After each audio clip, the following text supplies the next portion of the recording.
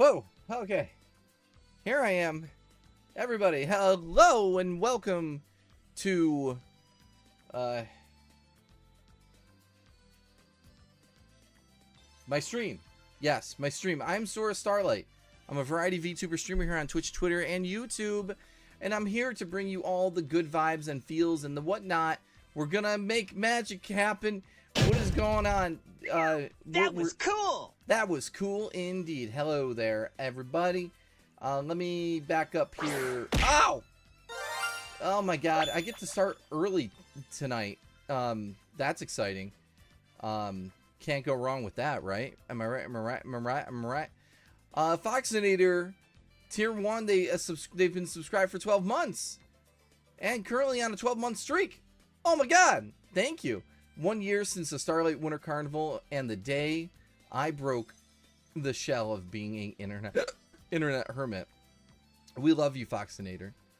Let me just be clear. You have gifted 98 subs in this channel in your lifetime. You just gave one to Frost Kamikaze Game. I'm broken. Hang on, let me fix my eyes. There we go.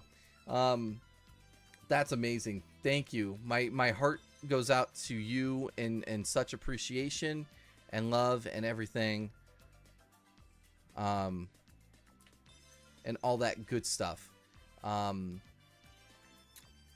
I got distracted by something shiny. Everybody who's out there, we got Kevin, Frost Kamikaze Game, just Foxinator, obviously, just about to park for the night. BRB. Oh my. Frost Kamikaze Game. Yeah, thanks for the gift sub. 2 left till 100. Oh snap! Crackle pop. Yes. So of course, what are we doing here tonight? We are going to do all the things with the Pokemons. Man, I'm really flying by the seat of my pants right now. Didn't eat dinner yet. Oh my god. Oh my god. Let me put my stat. Pokemon. Za. Open. There we go. Roger that. Roger that. Okay. Ba-da-ba-ba-da-ba-ba-bop. Shadow Jackson, welcome. So everyone, here we are tonight. We're gonna do some Pokemon and stuff. Who's ready? Y'all ready for this? Yo! We got Nova the Wolf has followed. Thank you for the follow. Yes, following is free. If you guys can help me get my numbers up by hitting that follow button, much appreciated. Love you guys. Love you guys. Heck yeah. All right, so let's, get into this. Hang on, let me, if you guys want to go to the fridge, grab yourselves a, ow! That's my head. If you guys want to grab yourselves a Capri Sun, come on over. Let's do this. Bum, bum, bum, bum.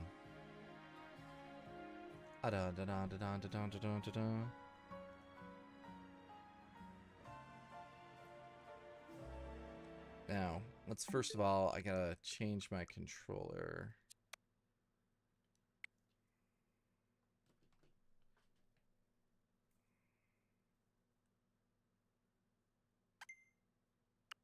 There we are. Oh boy, it's getting a little warm in here. So take off all your... No. Hang on, people. I need to turn up my AC. I gotta turn up the AC.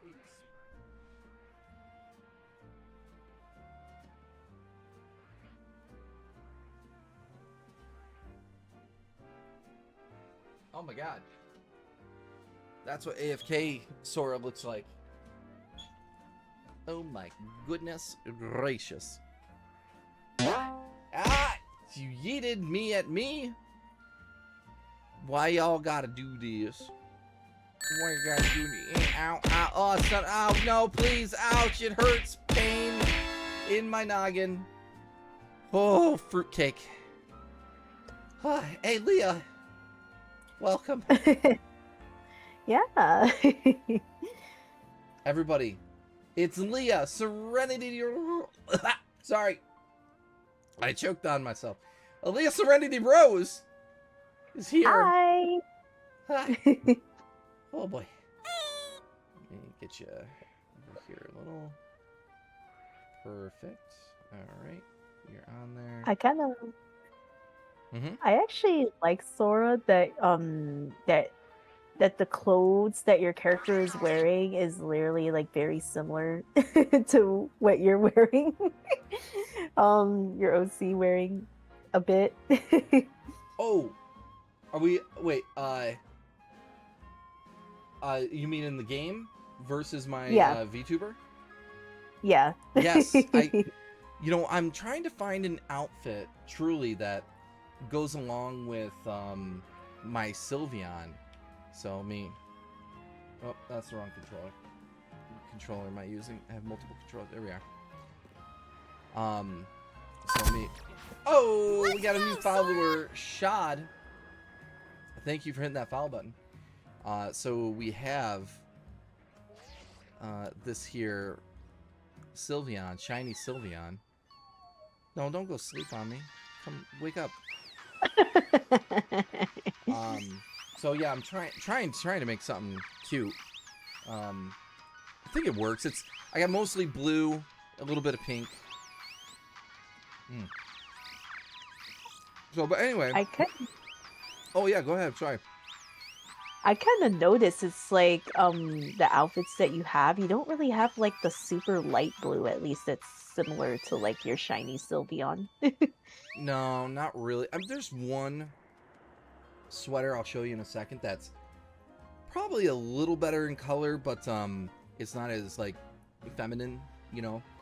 And we gotta maximize the feminine, cute outfits around here. Boy, oh boy.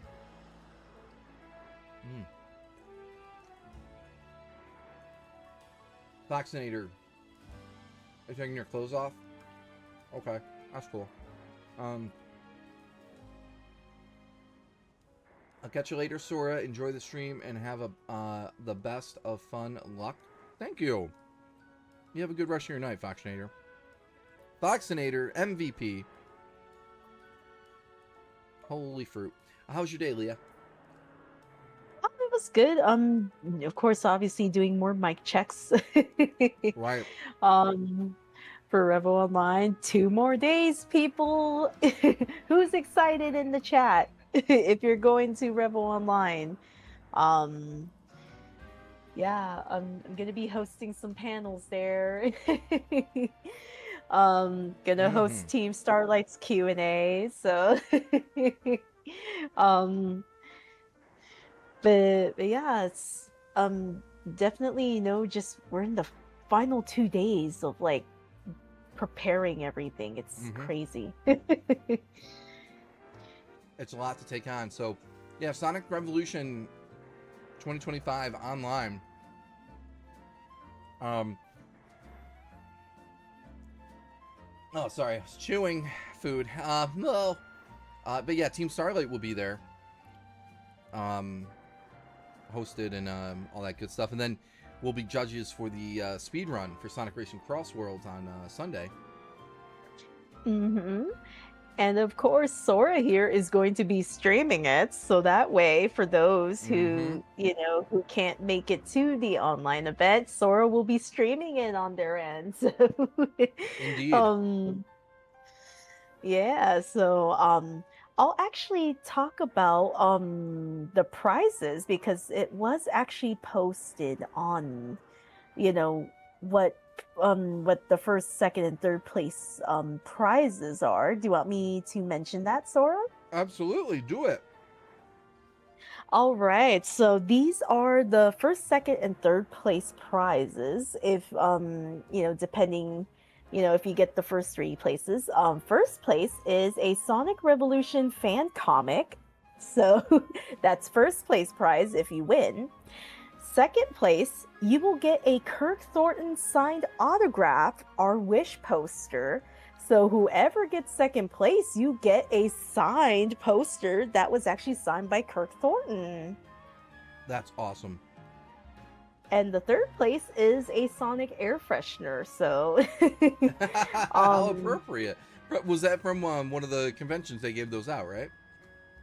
yeah, it was at the what's that collaboration they did at San Diego Oh, Comic Con.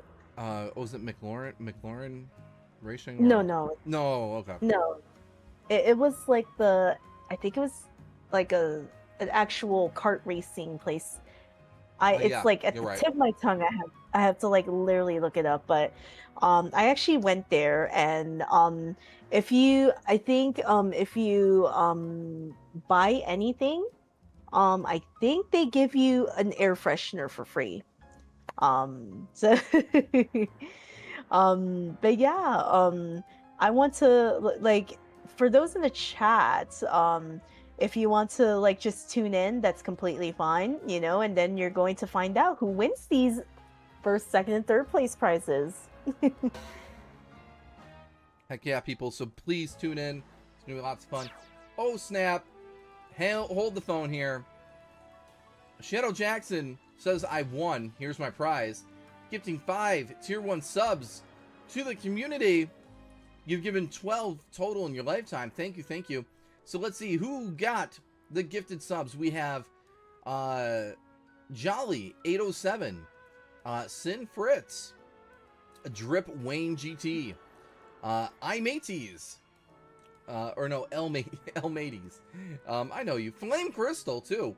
Holy crap, that was really kind of you, Shadow Jackson. Thank you. And that means we have totally outdone our goal for tonight of 5 subs. We're at 6 total. Thank you to Foxinator and Shadow Jackson for being awesome. Aw, that was very, very gracious of you guys. Yeah. Subs aren't cheap these days. Unless there's a sale going, but I appreciate every sub, every follow means a lot to me. It's helping me grow, of course, and the dream one day is like I get up every day and my life is streaming for you guys. I don't know if I'll ever make it to that, but even if I could do it part-time, that would be amazing. But that's a dream, and thank you all for helping me on this journey. So, with that said, I just finished eating my chicken. Nice. All right, so and be honest with you, everybody, I've been shiny hunting all day. AFK hunting. Oh. Yeah, the game's a little cracked where you can very easily shiny hunt. I'm not like, it's not like I'm breaking the game or doing something like, that's circumventing it. It's like, it's features in the game. Maybe they weren't meant for what we're doing. Oh. But, I mean, hey, until they patch it, like, I mean, I want shiny Pokemon. Oh. Yeah. I had a kid near me who wanted to do a little game with you. Aw. Well, thanks, Shadow Jackson. Appreciate it. I saw your thing and I was like, heads or tails? I was like, tails. Because Tails the fox,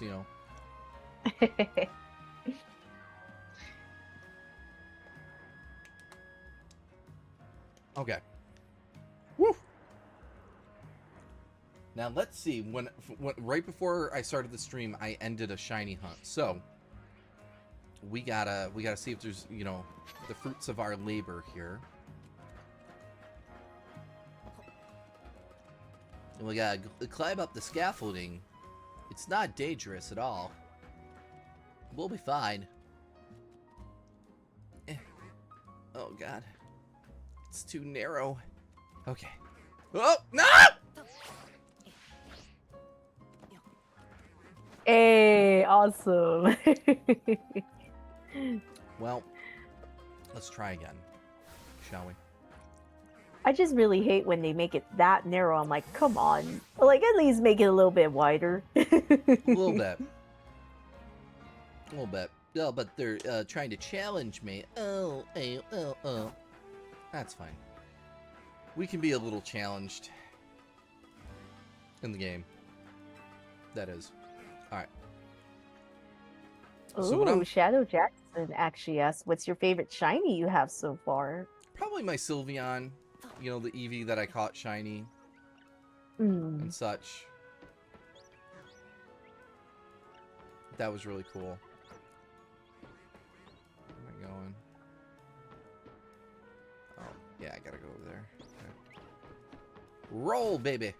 So when I'm shiny hunting here, is a shiny Alpha Dratini and some Staryu. Now, earlier today, I got a shiny Staryu. But I would like the Alpha shiny, because then they're biggin. Really biggins. Oh, okay. That's just an Alpha Dratini. Yo, we got Hype Train success. Hang on. Open the chest, it says. Alright. Confetti Hype emote. Choo choo. Yo, Agar, welcome! There we go. Alright, so it's an Alpha Dratini, but any shiny Staryus down here? Alright, we're gonna jump. Whee! No. No success on that. Okay.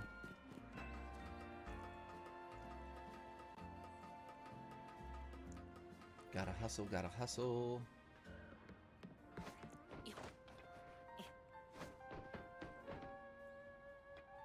What's up, Dratini?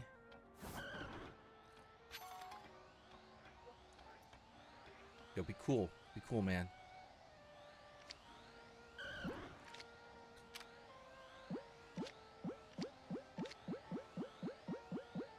Yeah. Have to fight it.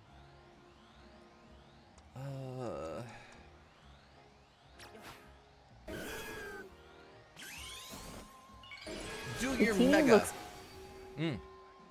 Dratini looks freaky with the red eyes. It does. It does.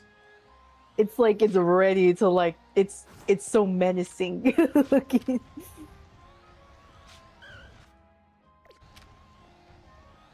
Plus. Okay. Get him. Oh god, it came for me.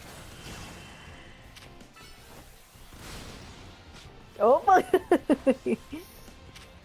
Yo.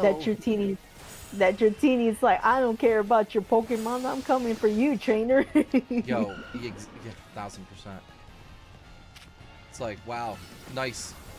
Leaf a sword. I don't care. Alright, get it. Alright, so, I mean, we got an Alpha Dratini. It's no shiny, but okay. Alright, so we still need to investigate in and around this area, because there might be more shinies that triggered elsewhere.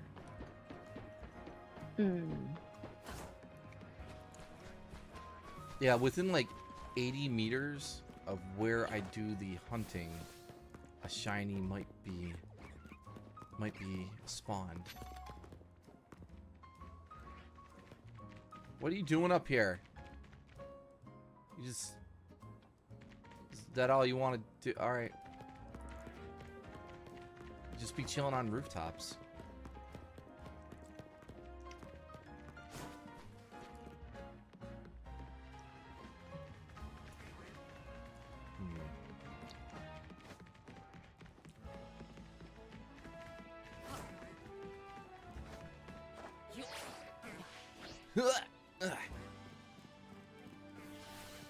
Took a lot of effort.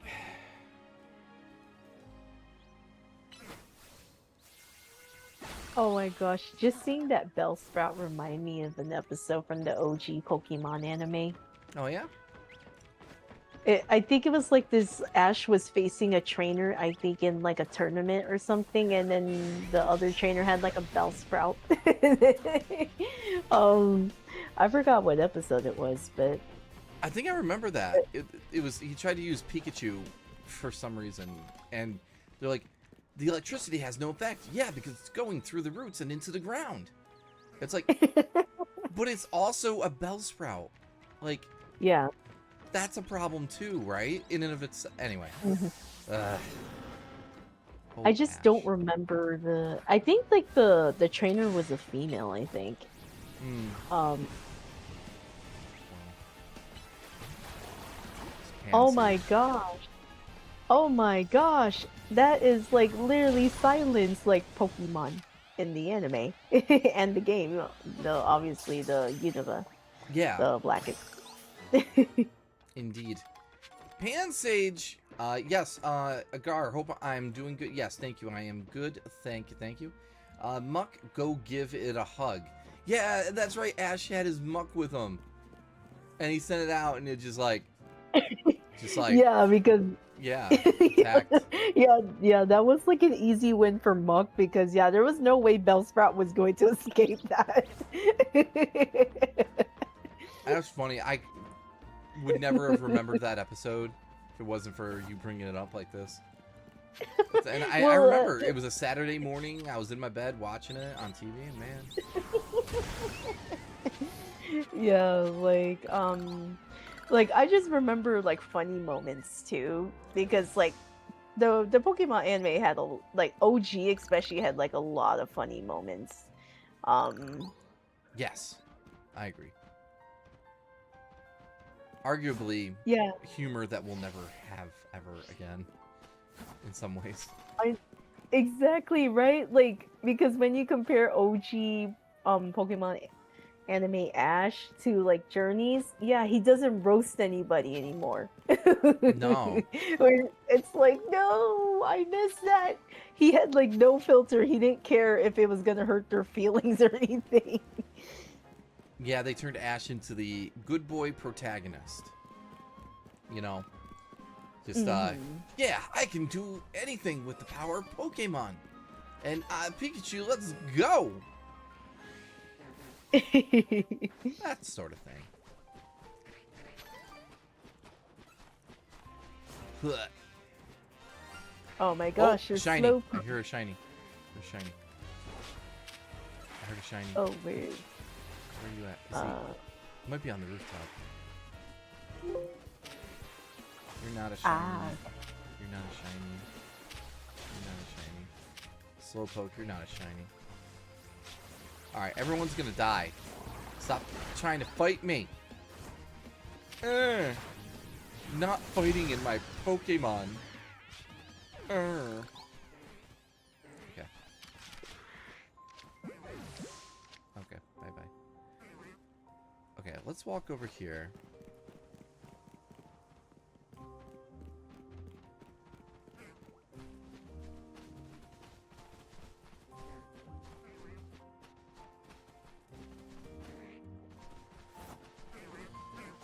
Okay, I don't... Okay. What are you doing, Slowpoke?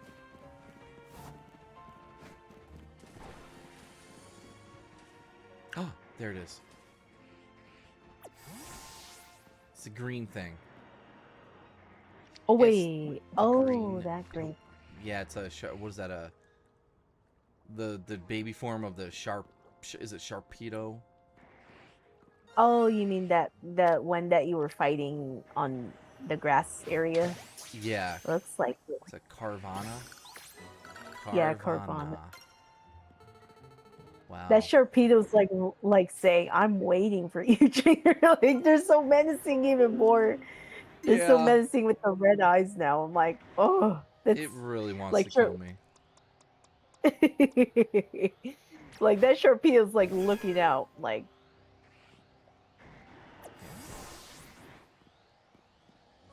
Nope. I'll high star you. Oh no, the Sharpedo found you? Yeah, it's chasing me, I think. It, Shoot. oh my gosh, it used agility. Oh my god. Oh my god. Oh my god. Oh my Oh, god. it's Oh my god. that thing is just like, yeah. Oh my gosh, you were pretty Oh, no. lucky that you at least you were pretty lucky you went on that ladder, man. Otherwise, Yeah, just in time. It was gonna eat me. Then I ran into whatever the Pat Rat over there. Freaking. I was like, oh, I was like, I don't think it's gonna be that fast. I'm like, whoa, that thing's just gliding. Yep, it's airborne, sort of. Dagnabbit.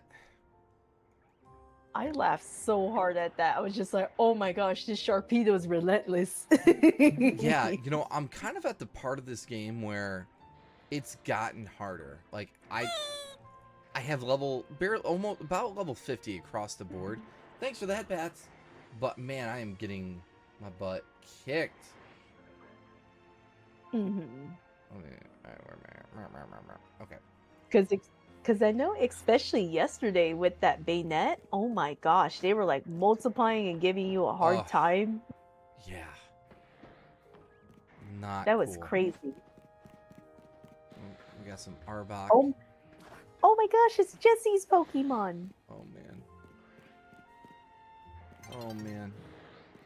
Sun's getting real low. Oh my gosh. Like the fact, oh my gosh, it's Jesse's Pokemon right there. Yeah, it's nice to see. I think I have an Arbok already. Let me see.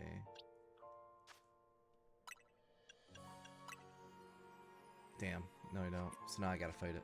Now I gotta get it. Alright.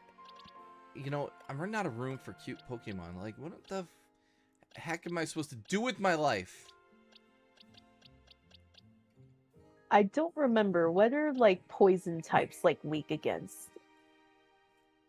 I don't know. Hey, Google. What is strong against normal type Pokemon?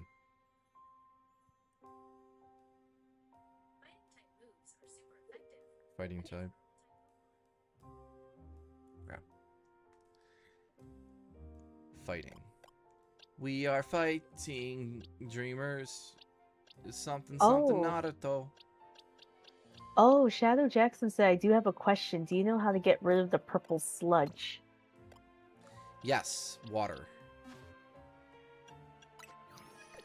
So basically think of it as kind of like it's something similar to like Super Mario Sunshine? Yeah, that's it. Yep. Yeah. yeah, that's my analogy for the day. How to get rid of the purple sludge. Think of Super Mario Sunshine. Use water. Yes. I agree. Star, you got the idea for a new move. Oh boy. Alright. Let's see. Summary. Oh, yeah, let's go there. That is, whoops, that is a shiny Staryu. It's pretty cool. Never had a shiny Staryu. Psybeam Plus. 40. Yeah. Bubble Beam. Bubble Beam is 65. Aqua Jet is not great. Okay. Water Gun 40. Okay. Anything else? Yeah. Wait, do you want to know what was interesting that I just realized? Someone literally mentioned this that, oh, I'm not sure if you guys know this, but Ash's like Noctowl was actually a shiny. I'm like, oh my gosh, you're right. I didn't even realize that. I didn't even realize until someone pointed out. I'm like, wait, you're right. I was like, because when I looked at originally what Noctowl's like color scheme is, I was just like, oh my gosh, that's so true. Yeah, some people didn't know that. I wasn't really watching the series at that time to realize it, but yeah, they just straight up gave him a shiny. Pretty cool. I don't remember if any of Ash's other Pokemon, if he had any other shinies other than Noctowl. Chad, do you guys know? Yeah, tell us, chat.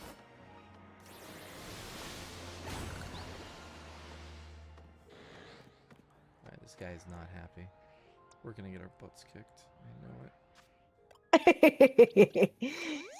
Oh, do I have anything with fighting? Nah. All right, we'll swing it. That Arbok is just waiting for you. Yeah, it's like, hey guys, you wanna go a couple? My name is totally not Cobra backwards.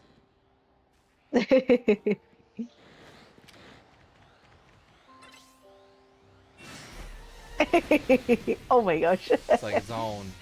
It's only Donkey Kong. Oh no, and it Oh just my, wants me. oh. It doesn't care about the Pokemon you're like sending to fight it. It's like, nope, I'm going after the trainer. Oh my god. Oh no, it's using haze. Get over here.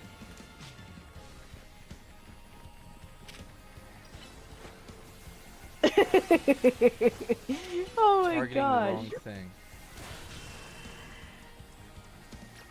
Oh no. Oh no, that thing is like right near you.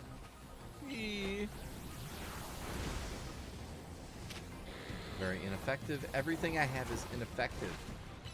How about takedown? Okay. Oh, good. It's turning to nighttime in the middle of my battle. Oh my god. Hello there. Hey, you're the one that runs Sonic Revolution. That's, yeah, Leah Serenity Rose, everybody. Hi. Wow. Just canceled out my whole battle. Whoa, that's freaky. Yeah, that's kind of annoying. Does it do that? That's the first time it's happened to me. Oh, that's interesting. Yeah, good to know.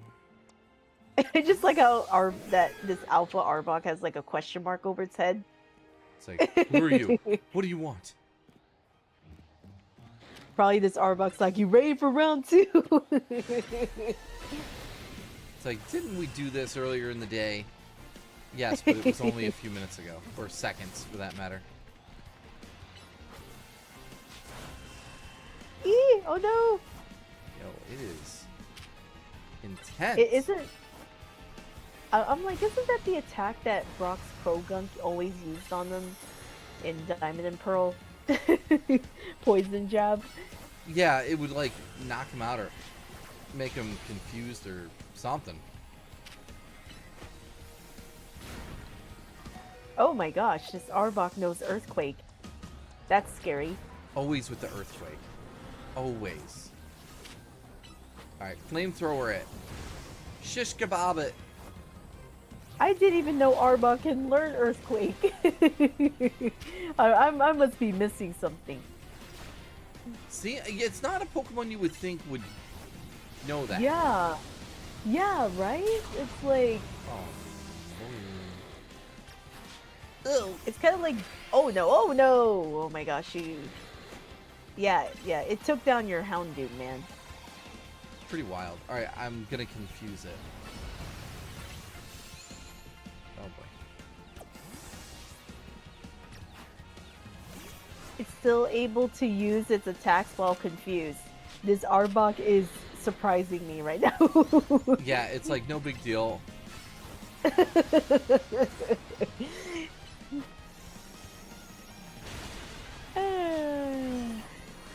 Well, I should have expected what just happened. Oh my goodness.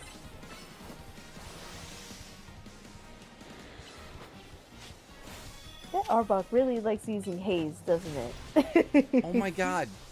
I just lost my another one. Am I just like really weak? Or are these Pokemon just really strong? Maybe both. Yeah. Oh, that's level 52. No wonder. Yeah. It's a little up there. Oh my goodness. Well. Oh my gosh. My goodness gracious. Did it heal? I feel like it healed. So Yeah, I think it did. we're running. stop using Earthquake, Arbok. It's very weird that you know this attack. Yeah. I just got totally demolished. That's okay. That's totally fine. Not That upset. makes a lot of, like, when you think about it, that makes a whole lot of sense why that Arbok was taking out most of your party. That was literally a level 52. Yeah. I'm a little below. I gotta level up more. Alright, maybe we should just do some story. Or some side quests. Oh, look. This man with a slowpoke. I think that's a low level. That Okay, that's pretty funny. Shadow Jackson once said, Arbok is weak to ground and psychic. I'm like, that's interesting. Then how is it knows a ground type move is the question. Yeah, that's what kind of throws me. I can understand dig, because snake, maybe. Yeah, Yeah. yeah. I got to meet Ryan Drummond and Scott at New York Comic Con, and they came to our meetup. Yeah, I remember you telling us about that, Webby. Arbok is a weak to ground and psychic. Okay. They found Sonic Society of New York Discord server, which is making these far easy for me to meet local Sonic fans. Yeah, I had helped Strawberry Jam get that off the ground, but I haven't had any time to really participate, unfortunately, because I just have too much going on. But that's cool. I'm glad you're able to meet people. That's really important to, you know, have friends and meet people with similar interests and stuff. I'm falling free in the wind free to be me in the wind. Oh my. That I can't say. Can't wait until tomorrow. Yeah. Thank you all for being here, by the way. Oh. Alright, so what are we doing with this slowpoke here? Slowpoke for my... Oh. Wait, okay, it wants me to trade. Yeah, like, totally. Go ahead, have a slowpoke, dude. Like, that's easy. I'm just laughing at the way, you know, when you select the other Pokemon that you catch and you just see Slowpoke there just be all making a pose. Like he's trying to do a selfie pose. Yes. Yep. Well, I don't even know what tomorrow is. Of course I know what tomorrow is. It's Friday. Well, what is tomorrow for you? What is Friday tomorrow for you? This Slowpoke smells different. Oh, they said it's my birthday. Oh, that's cool. That's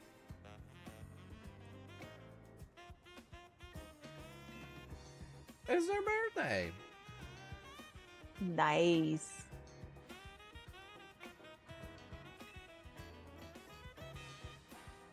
Well, if for some reason I don't see you, I'll say preemptive happy birthday tomorrow.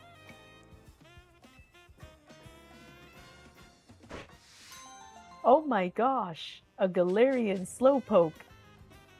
I got a poke for a poke.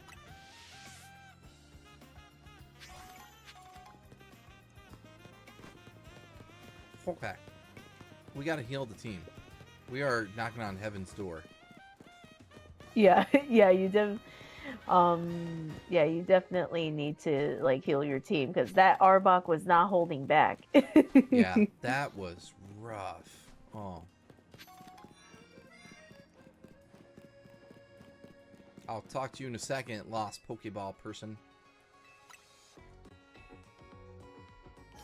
Just don't let it poke your eyes out. It's a good tip. Do you want to know what I always loved about Pokemon centers? They don't charge you if you thank need God. to heal your Pokemon.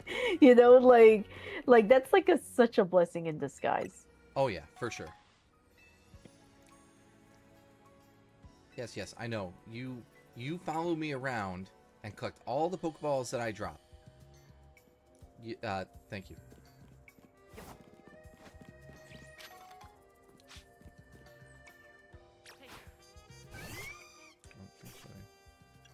Satchel.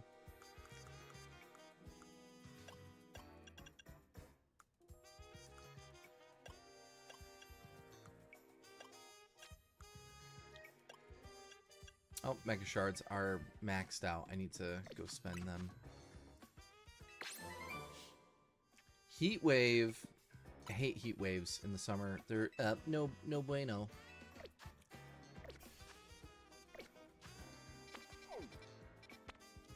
Prism Tower.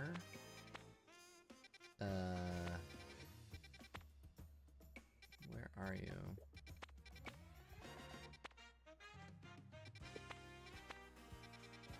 Oh, okay. Okay, Shadowfan said, it makes sense Arbok knows ground moves since Cobras are usually associated with the desert. Ah, okay. That's pretty interesting. I did not know that. But still, it's very funny that Jesse's like, Arbok never knew that move. Yo, imagine the carnage that they could have caused. I know, right? Because I think it knew Poison Sting. Yeah. And I think it knew Wrap, because obviously it's a snake and snakes do that. I just don't remember the other moves. Probably Bite, maybe. Arbok knows Bite.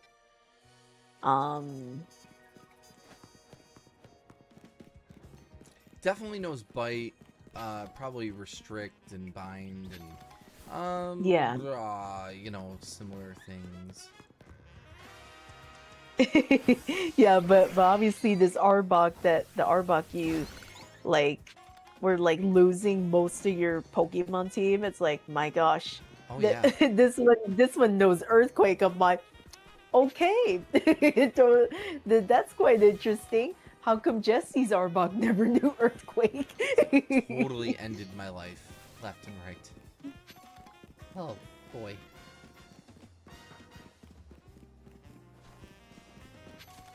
I need a bench. I need a bench. Oh, you know what shoot, never mind. I need to get tickets. Yeah, duh.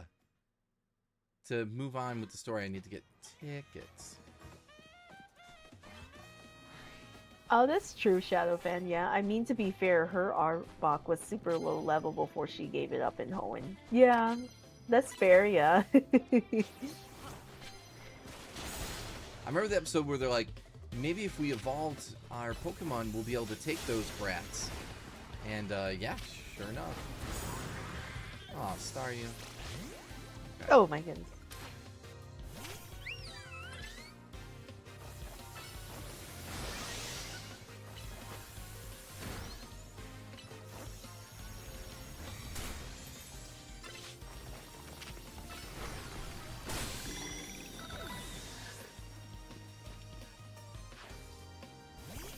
Hippowdon.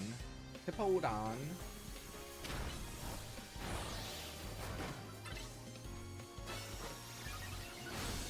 Oh dear.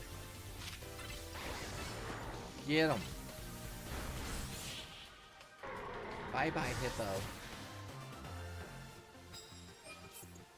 Of course I'm gonna play Sonic Rumble. You kidding? I'm gonna lock in.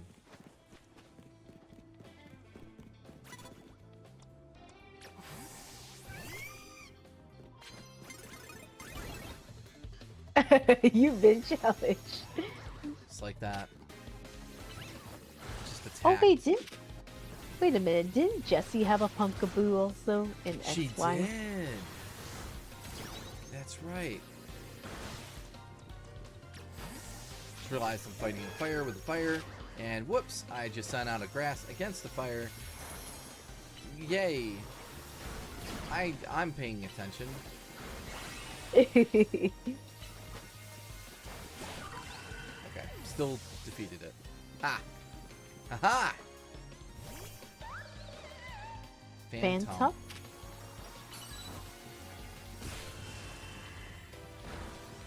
Oh, boy. there it is. Nope. Stop. Hit him.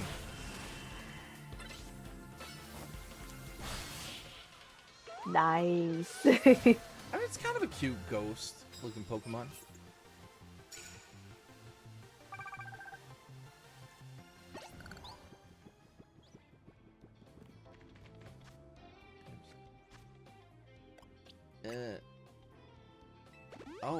I'm out of items to auto heal my Pokemon. Yeah, no kidding. I keep dying.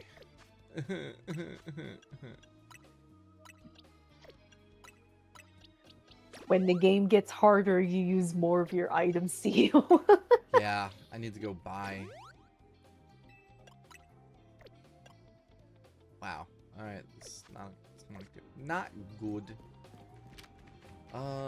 Body slam. Okay. Oh, So how about Psybeam? oh, that didn't even do anything. Yeah, it kind of sounds like you need to use like Rock Smash. Well, there's some other attacks that you can get away with. I just don't remember. How about takedown? Those rocks are even like Whatever. getting just. Aha! There you go. Psybeam of all things. Here, cute little Pokemon. Use Psybeam. It's super effective.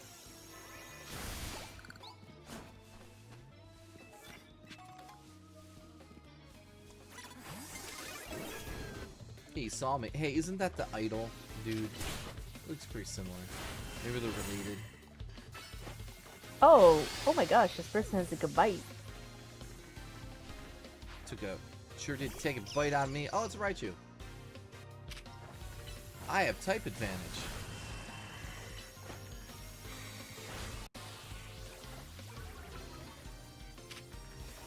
Another question, is that why the new Pokemon game is so polarizing online? It's always the annoying negativity saying Pokemon is dead, Pokemon Company is greedy.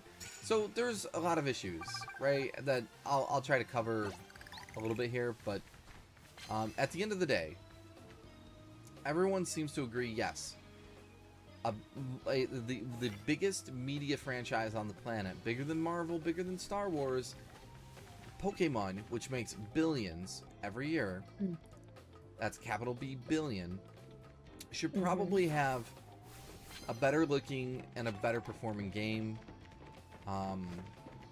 with no compromise on features. And yet, there seems to be a lot of that, you know, despite that. So, I understand the criticism. I love Pokemon, but I will say, yes, we deserve more. The budgets were actually leaked for the last 3 games, and then some, I believe, and reveals some shocking things that really explains why the games are kind of the way they are. You know, but it's still fun and addicting. It's Pokemon, right? But that doesn't. They shouldn't be getting away with not making a better looking game in 2025, right? But Yeah. But fun. It's fun. You know. I'm like, a simple thing is the character customization. That's been really fun to do. Is it the primary part of the game? No. You know, obviously not. Should that be the thing that saves it? Probably not. It should just be like an extra feature. You know, that's... But if... I don't know. That aside, I'm just saying, like, yeah, Pokemon should be doing better.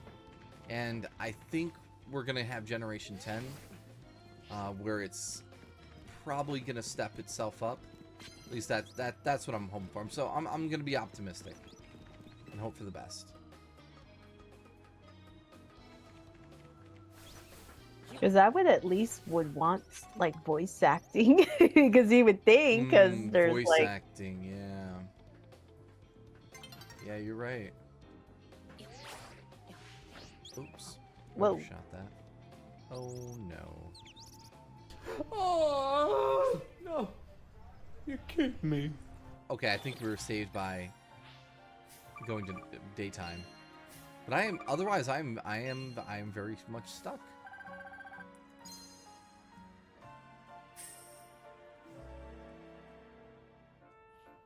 Dun, dun, dun, dun, dun, dun, dun, dun. Basically, Nintendo isn't giving enough money to Game Freak. So Game Freak is not owned by Nintendo. That's not the issue. I'm just be honest. That is. So Game Freak owns itself. Now, Nintendo has a stake in it, but Game Freak was smart and they knew not to sell themselves off, you know? So Game Freak keeps a lot of the profits. Now, the Pokemon Company as a whole has buttloads of money. Like, but the point is, there's no, they have the money. They have the money. And they should be doing better. So, alright, let's try this again. Okay. Oh, there it is. Okay.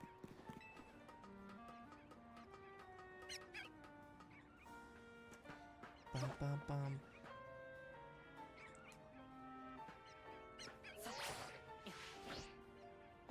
Haha! Did a thing. Nice.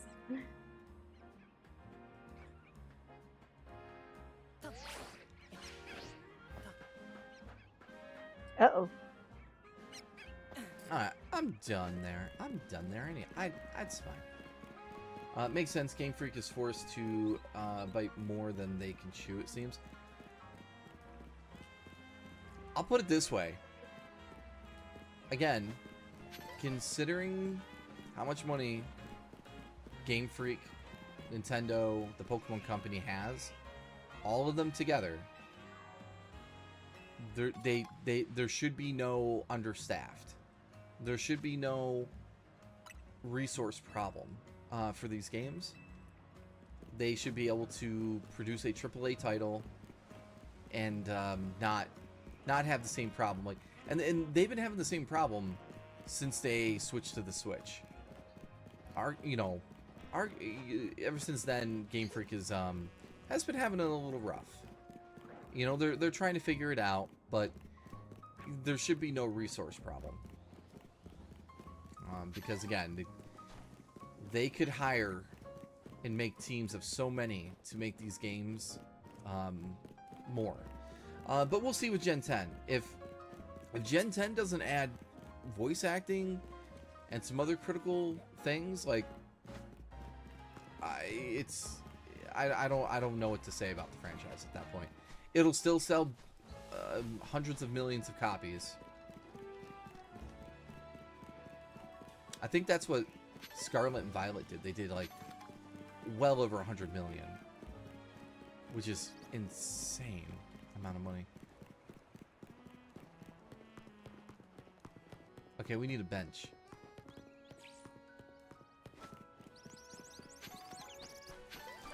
That's a nice bench.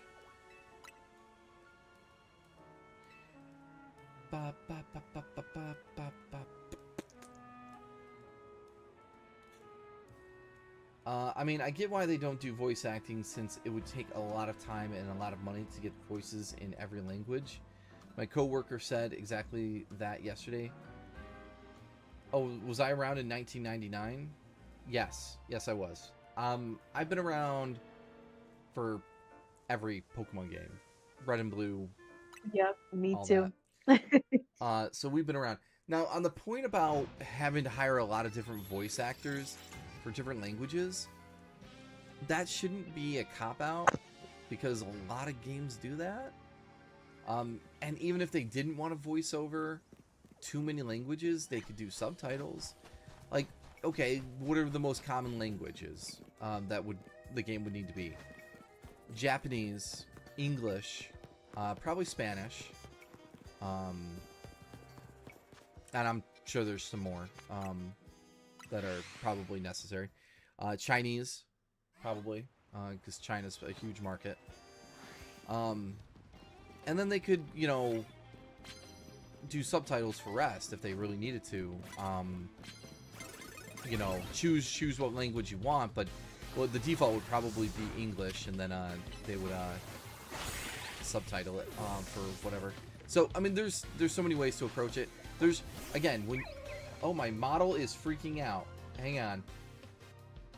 I'm having an exorcism. No, come back to me. Huh? Seizure. What Look, happened? my model's just freaking out right now. Oh no. Oh, oh dear. Ow! Someone's trying to reset me by hitting me. Okay, Whoa. that might have worked. Whoa, that was freaky. Why was it doing that? It lost tracking through my camera Oh. momentarily for some Oh, reason. Yeah. We're all good now. That was nuts. They said best part of the stream. Yo, dance party. Oh my goodness. Is everything Oh. else on the stream okay? Everybody let me know. Volume and all that. Oh my god. Move. I think we should move out of the fire. That's Someone so clip funny. it. So.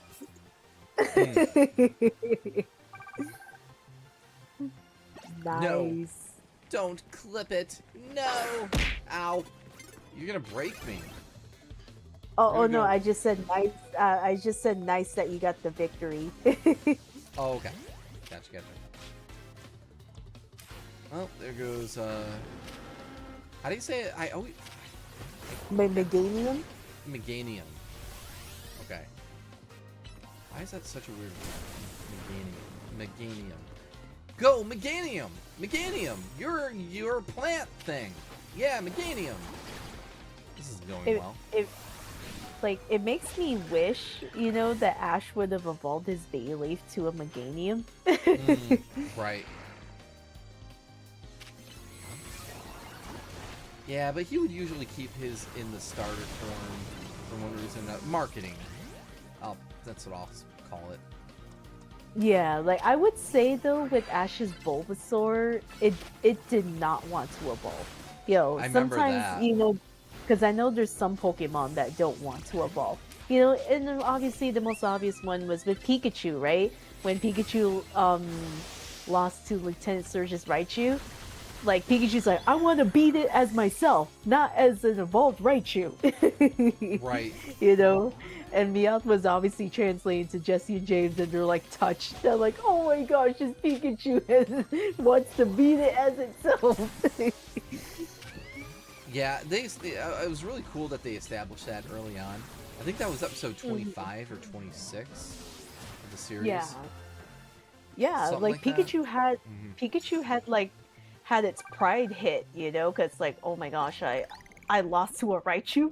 This is unacceptable, Yeah, Ash's Pikachu, Bulbasaur. I'm not sure about the Squirtle Squad, but I guess because they're the Squirtle Squad, they have to keep them as Squirtles. Obviously,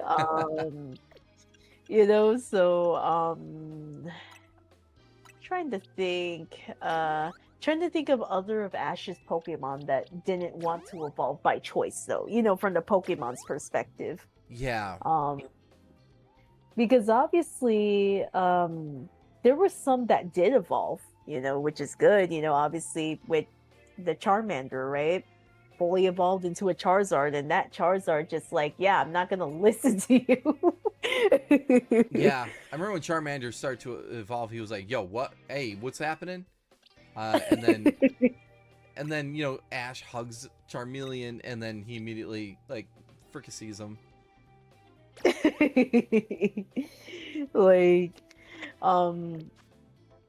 And then of course, I'm trying to think which other of Ash's Pokemon that did not want to evolve. Yeah, by where they choice, made, a big deal out of it. I can't remember. Chat, do you happen to know any of other Ash's Pokemon other than Pikachu and Bulbasaur that did not want to evolve, from their decision, not Ash's decision? Oh my gosh, it's an Onix. Yeah, he did. He did. In Legends Arceus, they had Onix actually the correct size. Oh. And then here he's Yeah. back to being really tiny. It's like, oh, okay. Yeah, it's a little bit strange, but I guess maybe they didn't want it to take up the screen too much, maybe. Maybe That's it was probably, a like- resource problem. You know, I don't know. If we have Yeah. the Pokemon be too big, we might kill the Switch.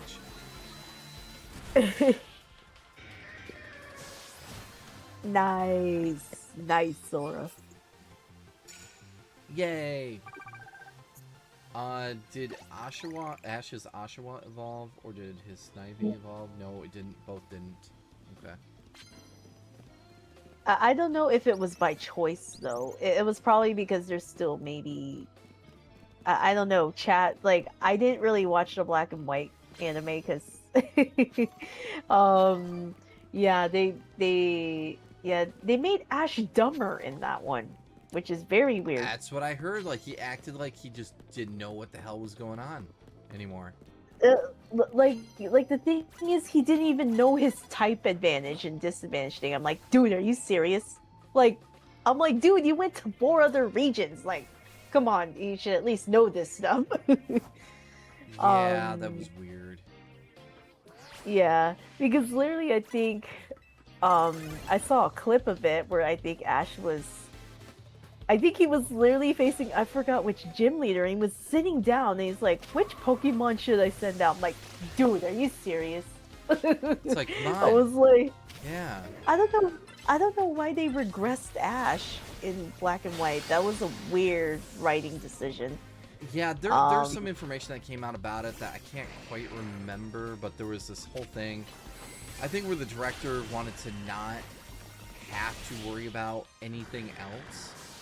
But then fans started to like get upset, and they had to like fix it, and you know, going forward, there's stuff out there I can't quite remember, but And then obviously Pokemon XY anime made up for it, and they're like, they actually made Ash a pretty good battler again. I'm like, okay, you saved you saved you guys saved it. Thank saved goodness, it, because yeah, because that was just a weird moment what they did with Ash in black and white anime. That was just very strange in It my was. opinion. And Very then it much went was. from like him being very dumb, and then him actually being a pretty good, like, you know, pretty good trainer. And it's like, yeah, he's been a pretty good trainer. And then they regressed him in black and white, and then they Why'd you realized, oh, and then I think the writers probably realized, oh yeah, a lot of fans we're getting a lot of backlash on this. yeah, big time. Fans were not having it. Yeah, so you know, so that, like I said, Pokemon XY saved Ash. It they actually made him made him a competent. competent. Yeah, Right? they made him competent. Yeah, like literally, he was the runner up in the actual Kalos League. You know, which is a feat in itself, because like the previous leagues, you know, with like Kanto and Johto, Hoenn, and Sinnoh and Unova, he didn't really place that high. You know, he didn't like, he literally didn't like place as high as he, like, here's the thing, he never got runner up in like the major leagues, I would say, Yeah. until Kalos, obviously.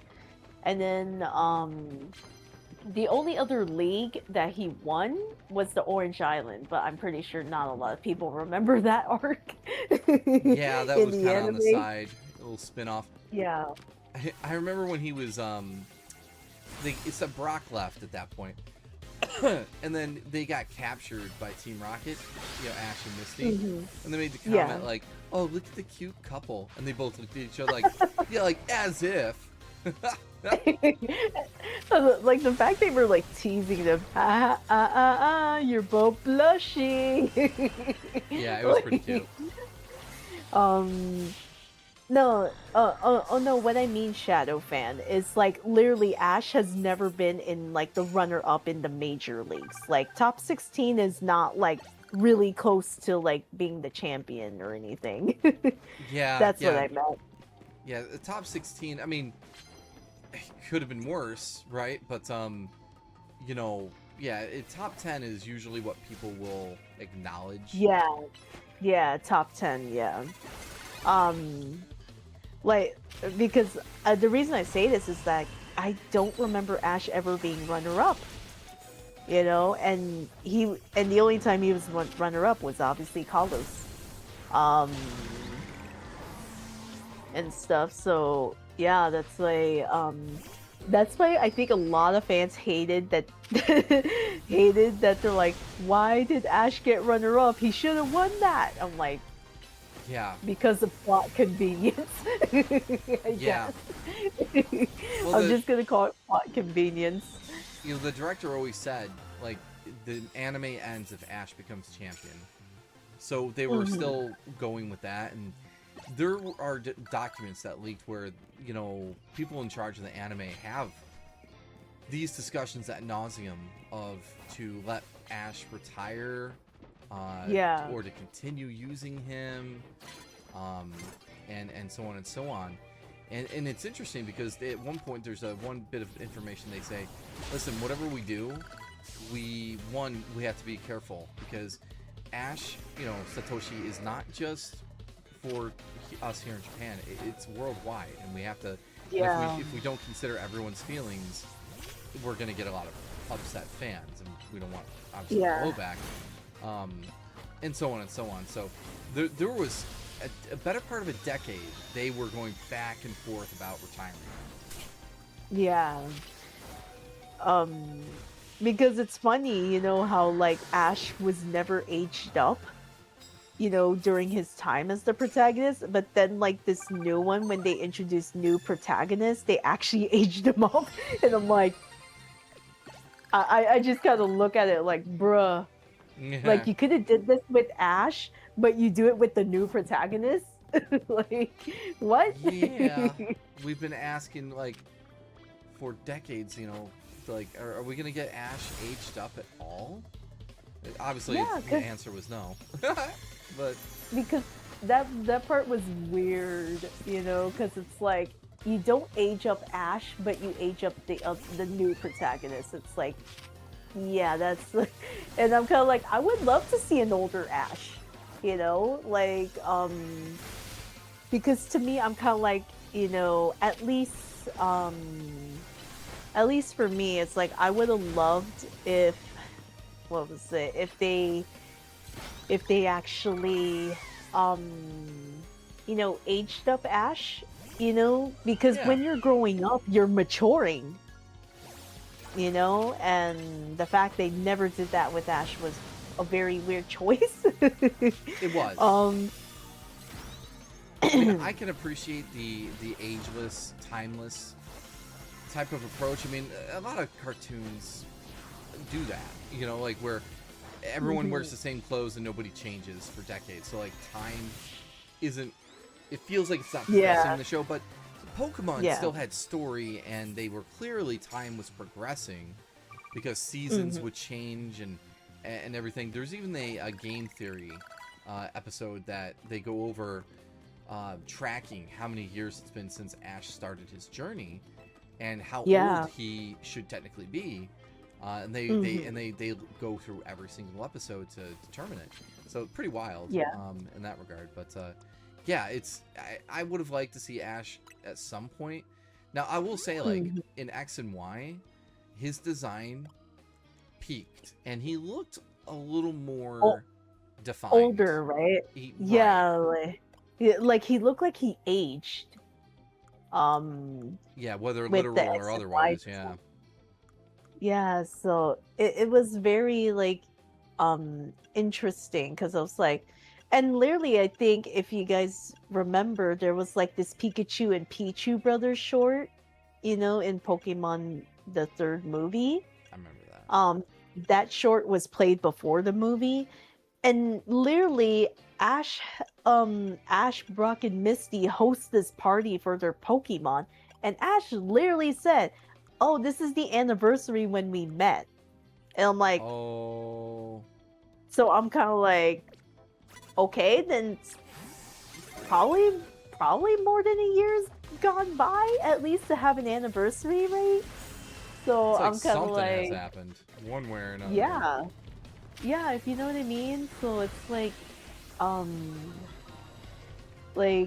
like it always confuses me when when they don't age characters, you know. But obviously time has gone by. You know, we've seen Yep. when it's nighttime in episodes, and then it's the next day, and it's like, okay, time has gone by, but you know, so Yep. Yep. And you know, I have a feeling that they're gonna do a couple different one of a few things. I think the current Pokemon in and of itself is going to get rebooted in some capacity. So maybe we go back to a new version of Ash. Or they just switch back, hey, where's Ash right now? And let's see what he's doing, and we follow him again. And they kept the door open on that too, because they say Ash is still on a journey. He's out there, and Yeah. maybe we see him again someday. So they might do a special. Hell, they might go back to doing like a movie. They haven't done a movie in a while. yeah. You know, and I bet you Ash returns. Because I'll be honest, I think I've gotten the indication that this current Pokemon anime is not. It's not that it's doing bad, but I don't think it's got the same ratings as the other Ash series did. Yeah, like I kind of feel that, like, you know, the way to pay homage to Ash is like maybe have him like cameo in like an episode Yeah. or something. You know, where like it could be as simple as like imagine just like Roy just happened to see a Pokemon battle and Ash is there and he's like battling the other trainer. Yeah. It should be something like that, because you know that's how Ash is. Like he never turns down a battle, a Pokemon battle. Right. So it's like I think that would be the best homage, at least. Yeah, he's You a world know, champion. He could pop up yeah. literally anywhere. They could be like, hey, there's an event today. World champion is going to be here. Ash, and Shadow's saying, again, the specials and movies aren't canon. The reason why they aged up Lilo, or Liko, is that? Yeah, Liko. I'm guessing that was just a typo. That's funny. Lilo and Stitch. But, and Roy was because they confirmed a year passed and they actually, so, I mean, which, okay, fair, I guess. You know, at least they acknowledged that can happen. I guess if you look at the Ash and his adventures, maybe they never acknowledged time, like in a literal sense, like the year that we're talking about here. Yeah. But you know, I mean, still to the point, they didn't have to do that. They didn't have. They could have mirrored what they like if they're trying to be successful, like the original anime was with Ash, you know, for decades. I would think they would want to replicate as much as they can, i.e., don't have time jumps or other things. I'll be honest, the time jump, in my mind, and I could be wrong, just felt like, oh, something's not going right. Something's a little off course, and they're trying to freshen the show back up. And let's be honest too, they kind of wrote Liko out temporarily for now in favor of another boy. So now we got two boys again. So I'm like, there goes your female protagonist. Oh, fun while it was while it lasted, right? Yeah, like you know, and the thing is, there's nothing wrong with experimentation. Exactly. You know, with at least like trying to age up the characters, because I guess they realize, oh yeah, the fans are like, yeah, Ash should have been at least older, you know, from his like run as like the protagonist. So they're like, yeah, we better go do that, so fans not be like, how come they haven't aged yet? Yeah. You know, so that's probably what they're doing, because they realize, yeah,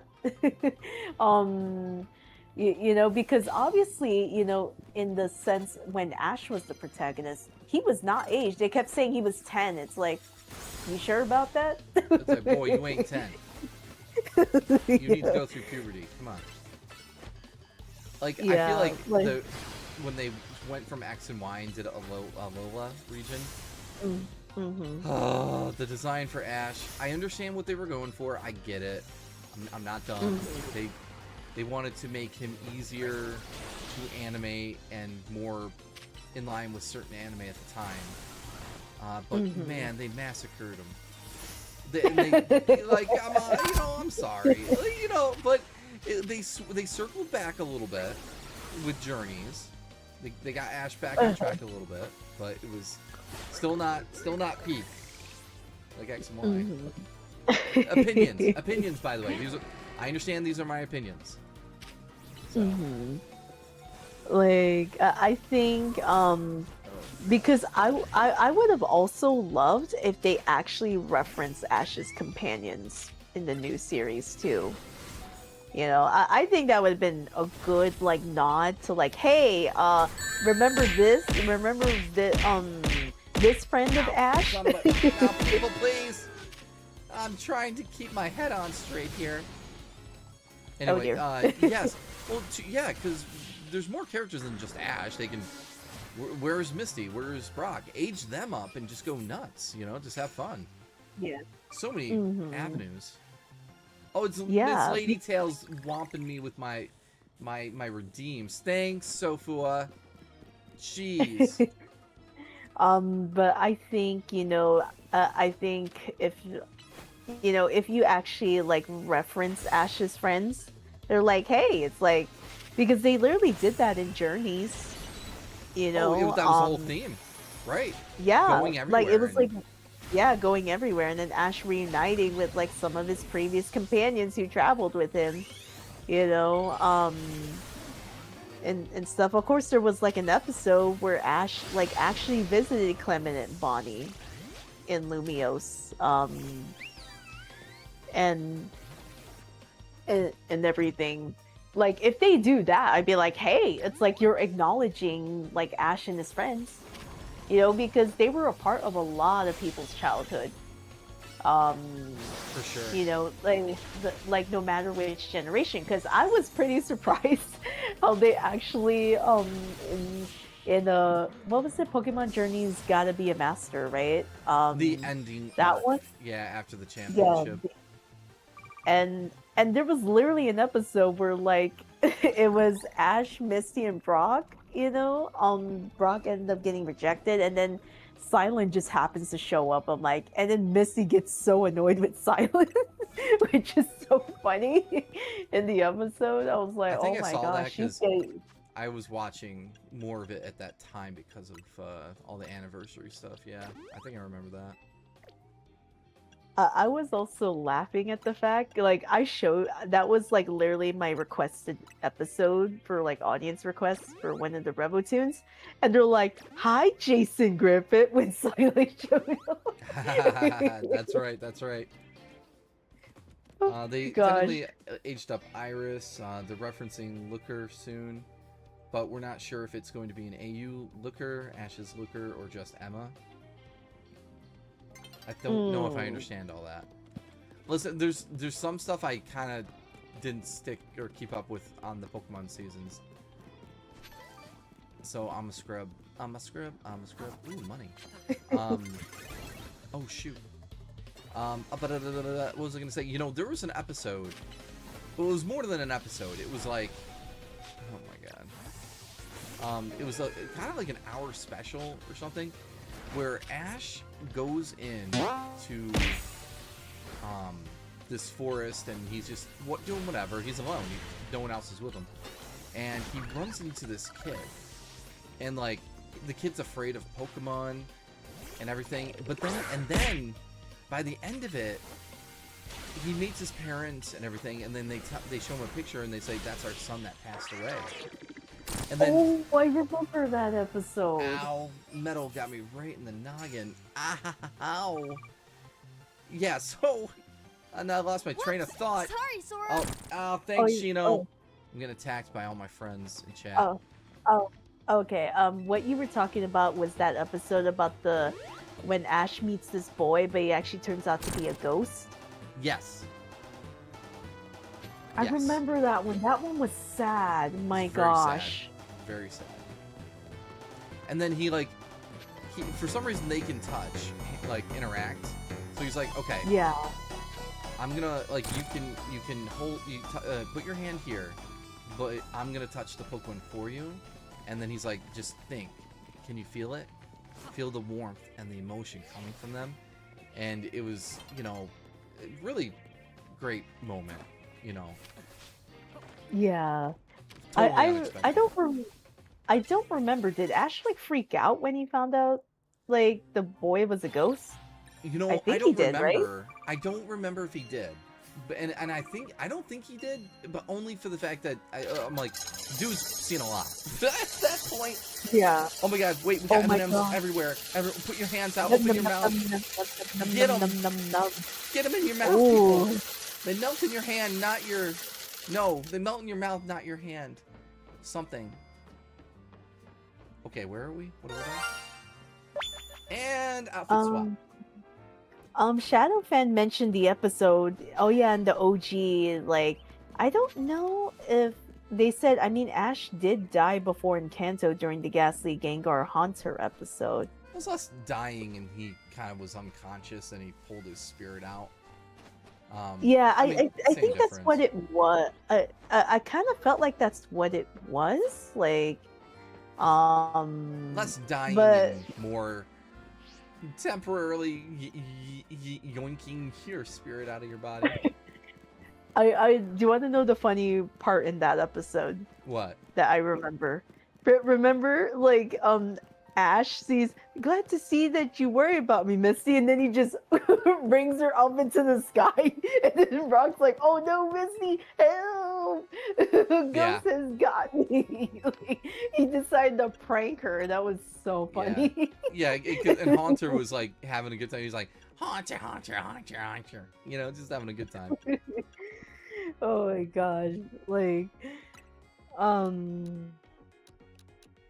So like, but I felt like it's like crazy that Ash was able to interact with, you know, like with the ghost, you know, with that boy ghost. But then I was like, but then Yeah. again, you know, like, and then finding out the truth that like, oh my gosh, like, did he die like in an accident or something? Did the parents say? You know, I forget. Or Yeah, I'm not sure. Not sure how because that went down. like that episode made me sad. I'm like, oh Son my of- no, gosh. people, come on. Uh-oh. I hear you, Sofua. Thank you. Sure is something. Ash has died multiple times. Oh, wow. Yeah. Kinda. I mean, we have interacted with ghosts in the games multiple times. You know, I'll tell you what was so confusing to me was the first movie where he gets hit by those attacks and he just turns to stone. He I was turns like, to stone, yeah. yeah, which, I mean, kind of... Oh my god, Tails, you're drunk. Which is kind of the same way. Or same... I mean, you turn to stone, I guess you're dead. I mean, that's... You're not breathing. But... You know, it's like, okay, so the two attacks just, like, had that effect on his body that that happened? I don't know. So I can't. Yeah. Yeah, because like it kind of looks like, you know, he was petrified. Yeah, You know, the energy did that. like I Steak kind of, time, by the way. Sorry. but like I kind of feel like he was petrified. You know, when he got hit by Right. Mewtwo and Mew's like attack. You I know, think so it's too, like, yeah. because I remember the reverse happened to Pikachu in that XY movie. I think it was like the last one of the XY movie. That was heartbreaking. I'm like, oh no, now it's reverse. Yeah, um, I think I saw that. I can't remember, but yes, and they Like, didn't it's they have so- the Volcanion something Pokemon in that movie, or no? It was some lava Pokemon. I thought I can't remember. I think it was Diancie in the Cocoon of Destruction. I think that's Oh, when Diancie that's was the in movie. one. Yeah, Yeah, that was the one where Pikachu like was turned to stone, like was petrified, and I was like, oh my gosh! I was like, they're doing the reverse thing when it was Ash, but now it's Pikachu. I'm like, no, like you're making us hurt, regardless. Like, how dare No. you? Stop trying to kill our characters. The I Choose You Pokemon movie, the like in 2019 Yeah. or whatever. Yeah, I guess he almost died in that too. Mm-hmm. Man, I gotta say, I'm not a fan of that movie, and really it has mostly to do with that they replaced Misty and Brock. Like, it was such a stupid decision. Like, what? It did nothing, and everyone forgot, and no one cared about those two characters. And they didn't even come back in the second movie that was the sequel to it. Yeah, like because the thing is, it's like, um, because when you think about it, they probably did not make those characters memorable at all. You No, know, it's pointless. because when you think about it, all of Ash's companions are memorable in some way. You know, Brock and Misty, they're the OGs. Yeah. And you know, you can't forget them. You know, like if you're like a 90s kids and grew up with the OG, you're always going to you're going to be like, "Hey, I miss Misty and Brock," you know? They added like their personalities really worked well with Ash, you know, cuz Brock did. being the oldest of the three, he was trying to give Ash some advice, you know, when he's like battling, right? Like remember the OG, at times Brock will like say he'll give Ash a little bit of advice, Yeah, he coached him. you know. Yeah, he coached him.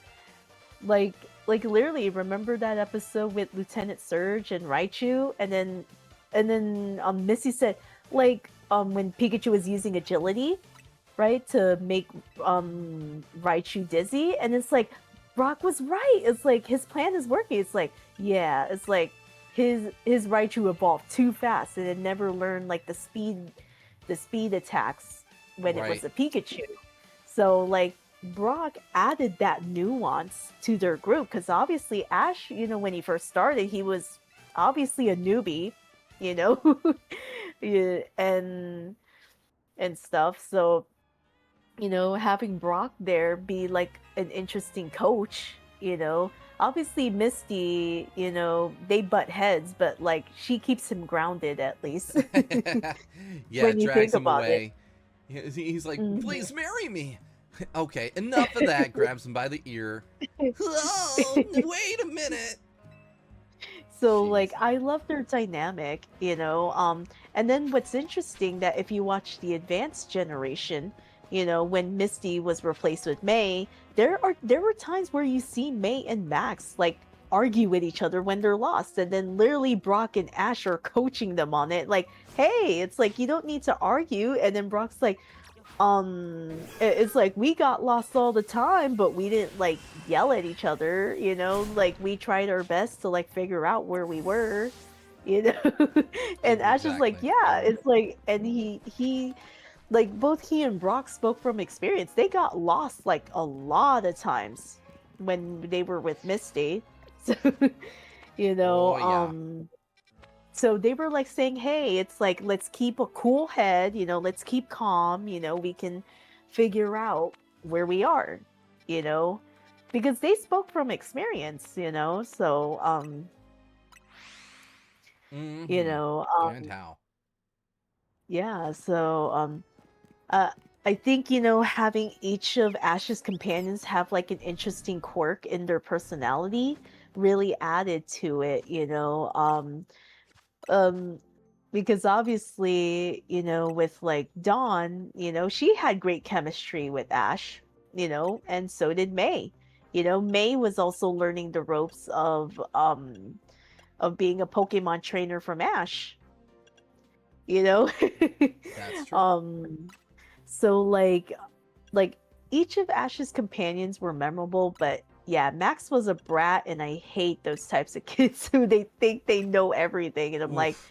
I'm kind of like, I'm sorry, dude, you're not a Pokemon trainer yet, so like you can't be saying type advantage, sure, but I'm like, you don't have the actual experience to be a, you know, as a Pokemon trainer, you know, because we've seen like Ash, like sometimes he'll have Pokemon that have like disadvantage, Yeah, right?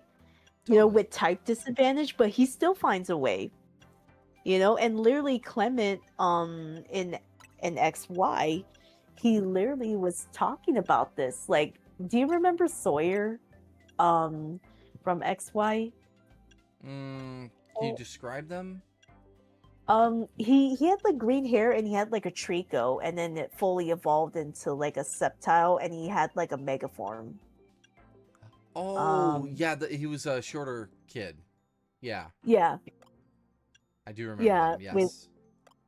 With him, when Sawyer was like, obviously he was like a new trainer, and literally like Clement's like, because he's like, wait, I thought I had the type advantage. Yeah, you had the type advantage with your Trico, against like Ash's like Frogadier, but like Clement's like, oh, that's how Ash battles. Like type matches is like type advantages and disadvantages don't matter to him. Yeah. Um the photographer?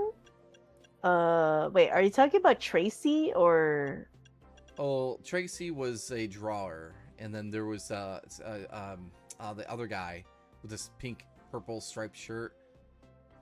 He was in Snap. Oh, okay, got it. He was briefly there. Oh. Todd. Was it Todd? I think it was Todd. Yeah. um yeah, I would say for me, in my experience, it was Max, because like I just hate know-it-alls. I'm like, no, you need Mhm. to be put in your place and realize you're wrong, like like I preferred Bonnie over Max. Like Bonnie was like, hey, she was actually acting like a kid. Yes. you know, No, she was way more you know, tolerable. I mean, she had the benefit of being cute and everything. So Max was just like this, know it all. Max, look at me. Anyway, so, yeah, that's it in a nutshell. yeah, yeah.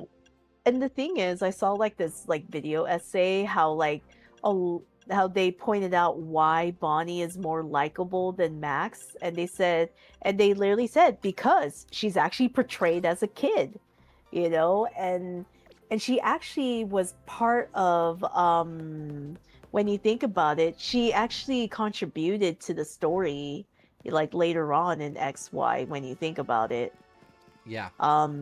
If you remember with like, when Zygarde, Yeah. and it was like she nicknamed it Squishy. Squishy, yeah.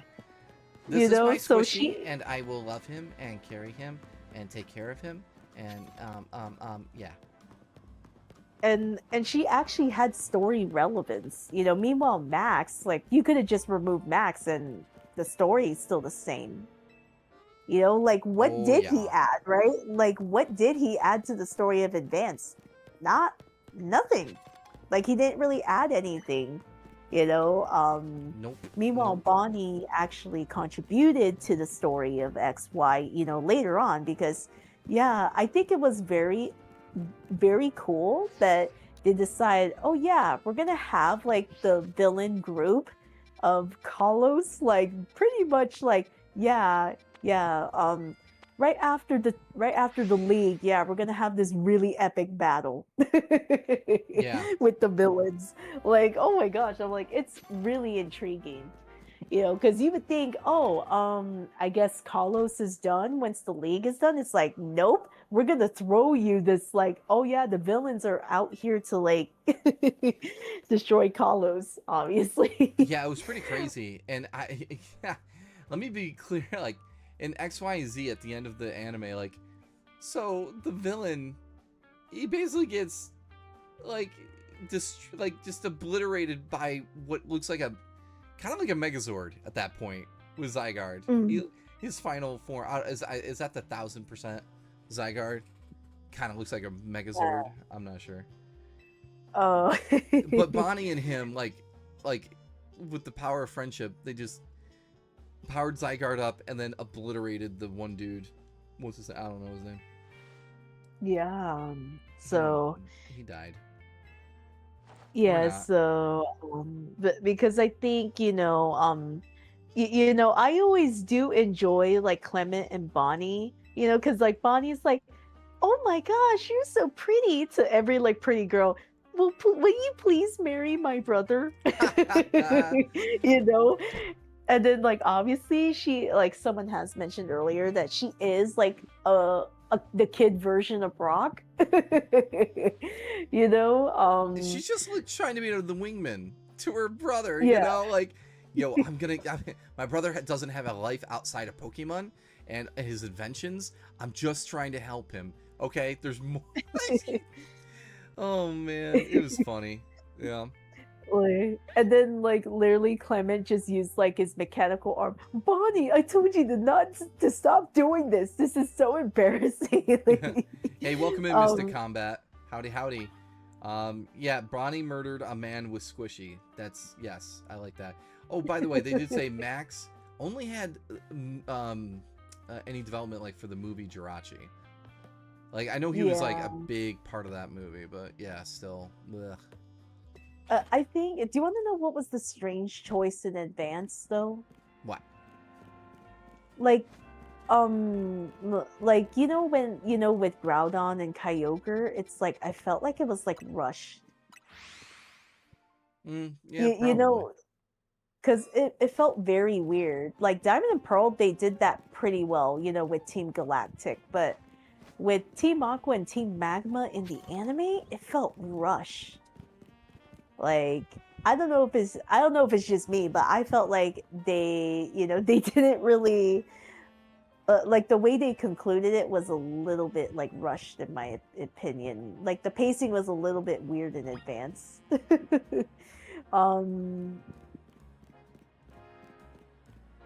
Well, I didn't watch that bits of the advanced parts of the anime.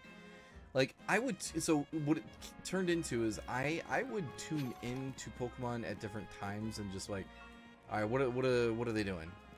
But I could never get myself to like fully get into it. X and Y, I came pretty close. I was like, okay, this is pretty cool. I like this. But yeah, I never fully got back into the anime fully. Just watched bits and pieces of it. Because at least what I loved in X and Y, like literally all the gym leaders were in on it too. They're like, "Yeah, we're gonna help you against this villain." I'm like, how come they never did this in the previous generations of Pokemon? Yeah.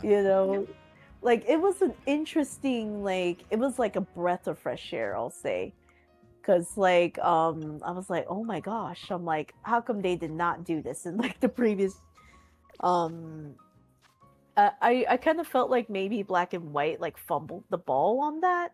I think because I know a lot of my Poke friends who are still into Pokemon. They told me the Black and White anime like butchered the story of the Black and White games in the anime. That's what they told me, and I'm like, okay, yeah. I was like, I'm gonna believe my Pokey friends on this. I'm like, no, thank you, no, thank you. I'm like,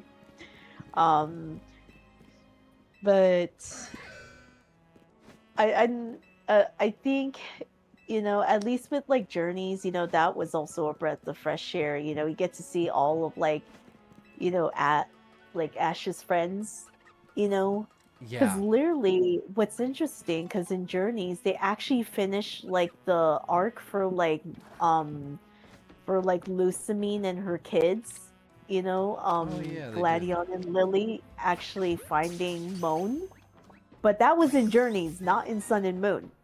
Yeah, go figure. But they tied up a loose end, I guess. Yeah, they tied up the loose end, and then and with that, so I was like, oh, this is so interesting. I guess they wanted to give closure because probably like fans were like, huh? I was like, did Lusamine, Gladion, and Lily find Moan?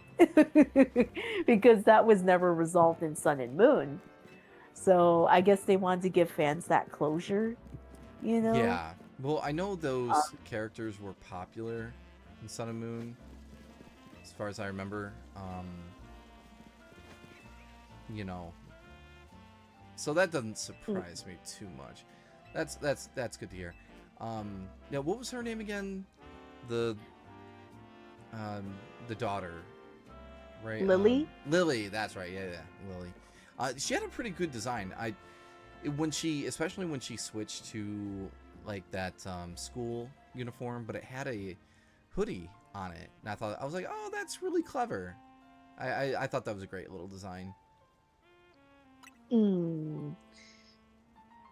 Yeah, like because apparently and because I know apparently like they actually, for those who have played Pokemon Sun and Moon, apparently they changed Lily's personality in like the anime compared to her game counterpart. Because if you know, in the Sun and Moon anime, she was like afraid of Pokemon, because of an incident, yeah. obviously.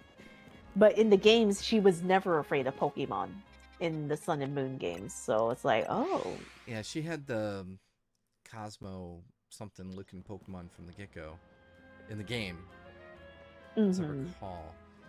Sun and Moon is one of those games where I bought it and I was excited, but after a week or two, I was like, okay, I'm not feeling this, and I just I couldn't get through it.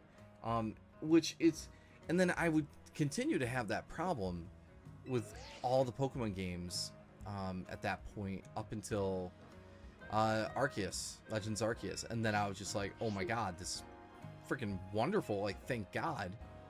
Mhm. But prior to Arceus, the only Pokemon game that I have literally finished is X and Y, and then Let's Go Eevee. Those were the only ones. So Mm. you can definitely see where my interests are, people. But I think Ash seeing like his friends in Journeys, I think that was like a nice way to like just see him like catch up with his companions that he previously traveled with. um I think that was like a nice touch, because it shows that he never forgot them, you know um True. and if anything, like when I literally saw Paul, like his rival from Diamond and Pearl, I'm like, oh, they did not. I was like, oh my gosh, Paul, like the rival that a lot of people love, Ash's rival is Paul, which I don't blame them, because Purple like hair guy, literally, right? Yeah. yeah, like literally that dude is literally I think someone said that Paul is literally like people who play the Pokemon games, like they actually care about the stats, the base stats and all that mumbo jumbo, Yeah, you all know. the EV training and getting Hmm. the IVs, and yeah, pretty crazy Yeah. stuff you can do. And I think that's why, like, sure, there's a lot of people who hate his attitude, because like, dude, why are you so heartless? Why are you like treating your Pokemon like that? It's like, Yeah. well, players do that in the games. They care about the stats of the Pokemon. Right. So it Yo. was Oh, like, steak time! It's steak time! Yes! I need it in my mouth now. That's some good looking cow. Thank you, Mr. Combat. Sorry about that. Steak time. but I think what I enjoyed. I think I enjoyed what was it? The episode. Yeah, I think the episode when they returned to Alola, with Moan. That one was like was very beautiful, because like everyone literally threw the huge party. They're like, "Welcome back, Moan, to Alola." Yeah, you know. welcome back. That's cool. And I think also what I think the one that was an intriguing episode was with like Chloe and Serena, and Serena was participating in that Pokemon contest, and she's like, "Oh, you're Chloe. You're going to be part of the Pokemon contest, aren't you?" I saw her live stream. So I think that was like an intriguing episode. Um, Well, Chloe and was the and girl what? that was with Go and Ash, right? Yeah, Yeah. yeah. Didn't care. The for one who the one who basically had an Eevee, I guess that can't evolve. I think Mm-hmm. That's right. it was like an interesting Eevee. Like her Eevee was a special case. Like for some Copycat reason it will. Eevee or something. Yeah, like it didn't want to evolve, I guess. But it could For learn like people's attacks by watching them do them. yeah, I think. yeah, yeah, that's basically what Chloe's Eevee was doing. It was like imitating like the other evolutions, like specific attacks. You know, I was like, oh. Um, but I'll tell you guys a fun fact though. When I went to Las Vegas when I was younger, we went to like Circus, and they have like this like I think arcade, and my dad actually won me a huge Eevee plush. Oh, It was nice. really huge. So that's where I ended up getting my Eevee plush from Circus, you know, in the arcade area. um, No, But Eevee is yeah. awesome. Everybody loves Eevee. Especially the voice actress for Eevee in Japan. It is such a cute, you know, Eevee, you know, voice and everything. They replaced it in the mhm. English version. I'm like, there's no reason for them to dub over the Japanese voice. It's Eevee, the same Yeah. as in, you know, America. But yeah, I don't know. They're like sometimes. Oh my God, this Electros is. Jeez. Oh dear. But And there goes my but- Meganium. Okay. Meganium. Meganium! Meganium! Meganium, people. I know what things are. But the I think but it's really cool because I actually met Go's voice actor at San Diego Comic Con, Zeno Robinson. I actually met him. That's awesome. And stuff. So I basically got to meet like the voices of Ash and Go in Journeys. So I was like, yay! Got to meet Sarah Natsucheni and Zeno. Sarah, I think, was like 2 years ago, I think now. Oh, wow. Yeah, because what's funny is that same year I met Veronica Taylor because she was actually doing a signing and you know meeting people in the exhibit hall at a specific booth. But me and my friend, we happened to run into Sarah Natsucheni like in the exhibit hall, and she was more than happy to like take a photo with us. Aw. so That's so we good. actually like my friend did not know who she was, and it's like, who's that? I'm like, she's also another voice actress for Ash. And he's like, and I said she's voiced Ash for 17 years. And he's like, oh. Like I literally had to tell my friend because he was only familiar with Veronica Taylor, obviously, because he grew up with the OG Right. Pokemon anime, so he was not aware who Sarah Natsucheni was until I had to tell him. I was like, that was like she took over for Veronica Taylor for Ash. Getting to meet Veronica Taylor, she's such a sweetheart. I think with with what they and I told her like, did you always enjoy saying those lines as Ash when you were like roasting other characters? And she's like, yeah. She actually said yes. So I'm like, yay. Like she actually enjoyed roasting the other characters when she was voicing Ash. I was like, that's beautiful. You know, because it felt so off when you watch like the later ones and then Ash is not doing that anymore. Like it's Yeah. like, no, this doesn't feel right. They pacified him.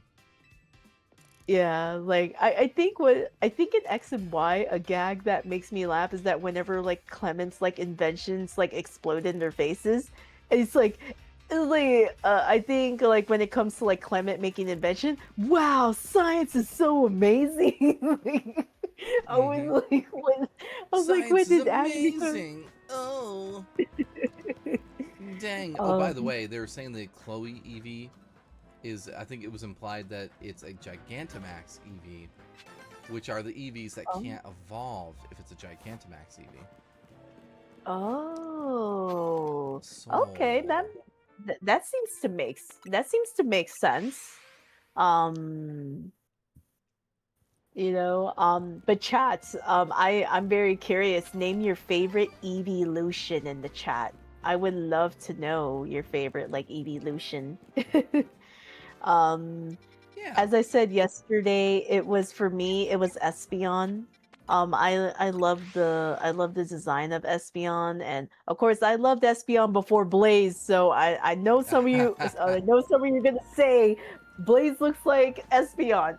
Espeon came first before Blaze, okay? Yeah. So People, don't upset Leah, okay?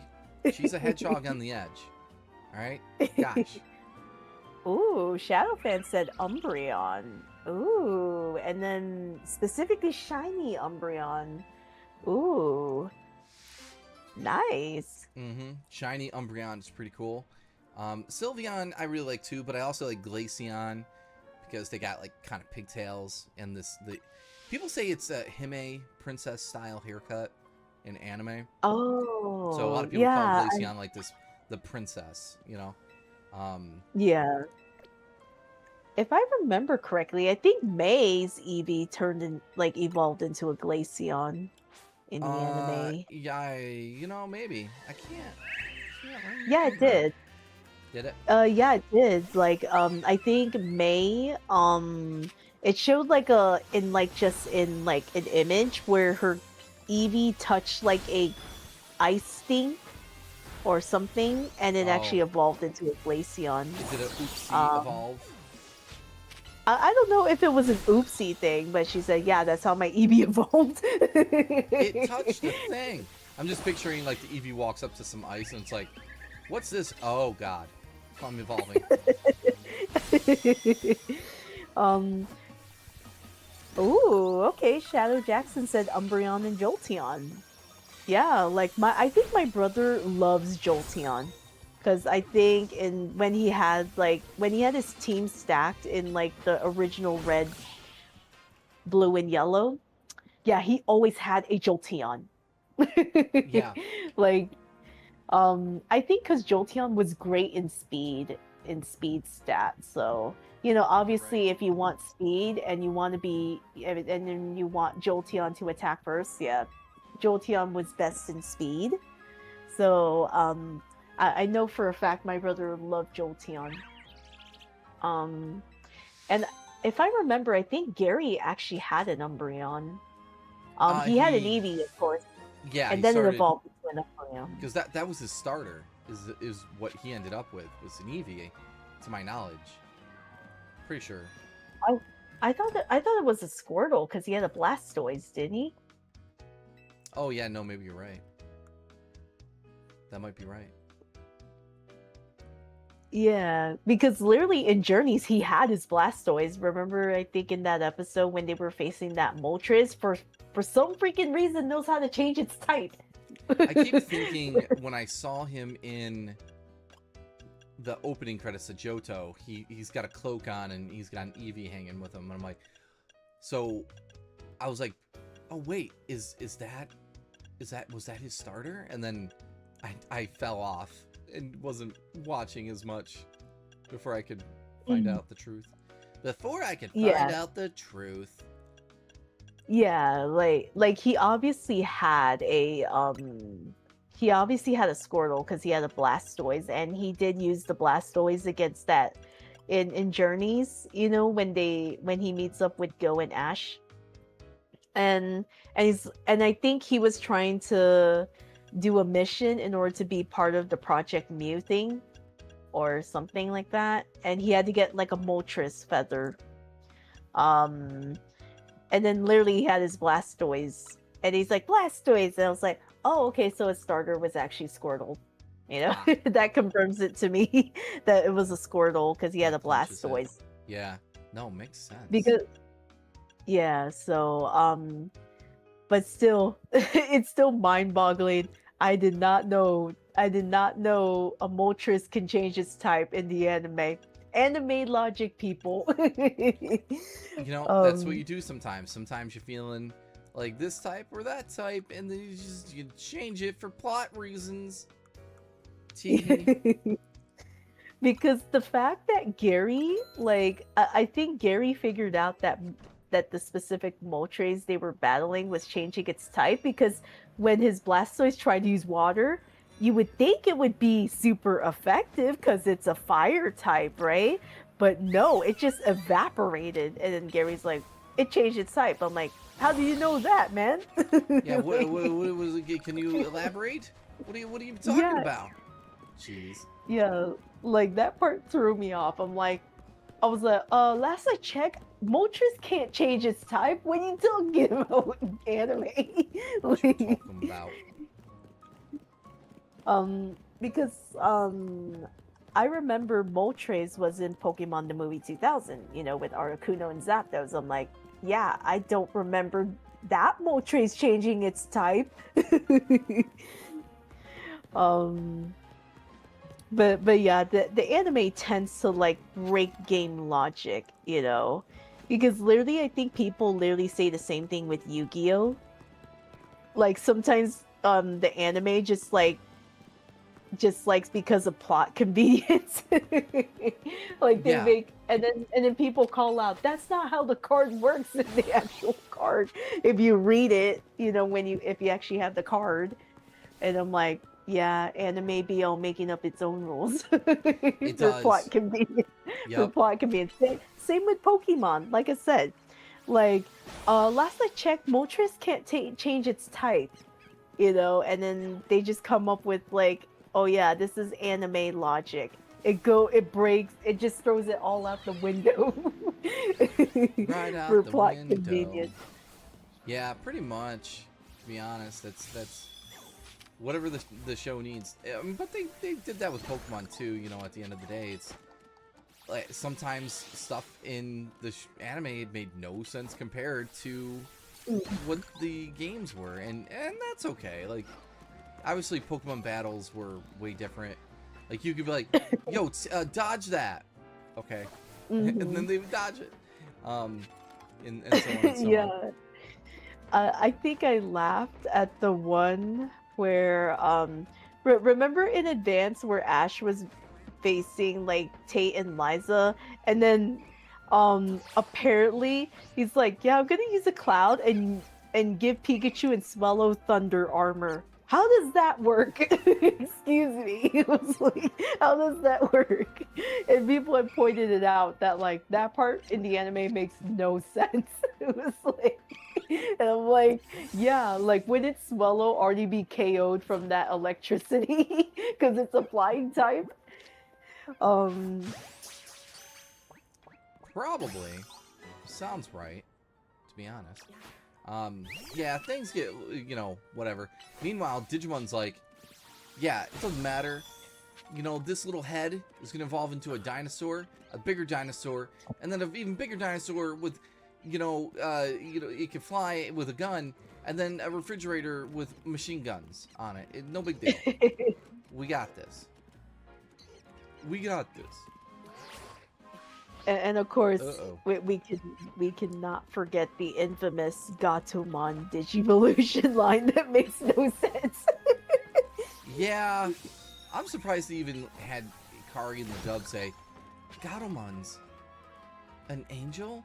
No, wait, you know what? I might be wrong. She says that in Japanese, but I think in the English dub she might say, wow, isn't she beautiful? Someone should confirm for me. But anyway, yeah, I thought she acknowledged it. Maybe not. But anyway, the big point. You go from cat head to puppy to cat and then angel. And then you become a dragon. And then a dragon! Surprise! Why Like, not? Like, it's like that Digivolution is like you question it very much because like how does a dog go into a cat and how does a cat go in Digimolds to a dog? Like it's like the Yeah, funniest thing ever. Like it's I'm just funny. like, huh? I'm like, huh? Keeping us on our toes.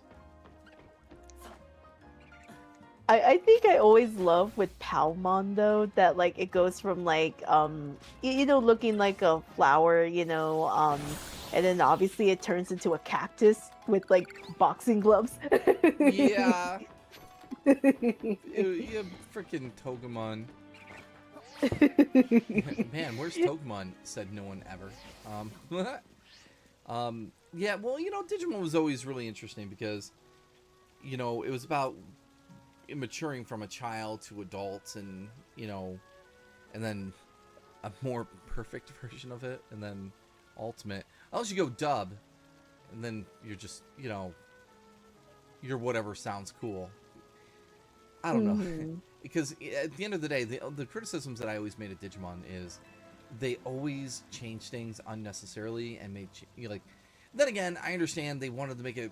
They adapted it for the American market, and they Mhm. made changes that were probably for the best. But it's like, wow, this thing in the original, it's a metaphor for growing up and becoming an adult and doing the best that you can, and becoming an even better person than you were before, and such. Cool. Make it if like fighting references, like rookie, champion. Although Mhm. Mega is a really cool final level name, I will say that. Mega was really nice Yeah. English. Yeah, like I think because like I said I wish in the original like Digimon adventure I wish the other six had their megas, like that would have been an even playing field at least. Like Yes. cuz I felt like the other six were like robbed. I was like, I get it, your focus is supposed to be on Taichi and Yamato, but I'm like, oh come on, the other six are just as relevant because they're chosen children too, okay? Yep. Like um It was unfortunate, yeah, because yeah, and I don't know if it was.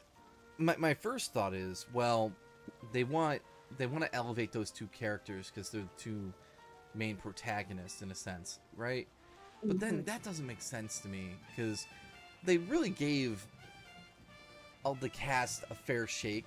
Obviously, they gave us more Taichi than anything compared to the others, but Mhm. everyone seemed to really get their screen time. And then at the end they just elevated only two of them, and yeah, Mhm. I don't know what maybe it could have been budgeting. They're like, well, now we're gonna need new art references and evolution sequences, and then you can argue that by Tamer season 3, they chewed the cast down to 3 main characters, so suddenly, Yeah. giving budget for the final mega evolutions was possible. Yeah, I'm not sure. Yeah. Um well, yeah, because it's just unfortunate that the other six only got their megas and try, which is garbage. um Was not like done well. yeah, I was just like, huh? Like, I was like, I'm sorry, you should have gave the other six megas in the original, please. That would have been better, and they would have been Hmm. on the same playing field as Taichi and Yamato. Because it was literally like two megas and six ultimates against a Pokemon. Yeah, it kind of turns the others into cheerleaders.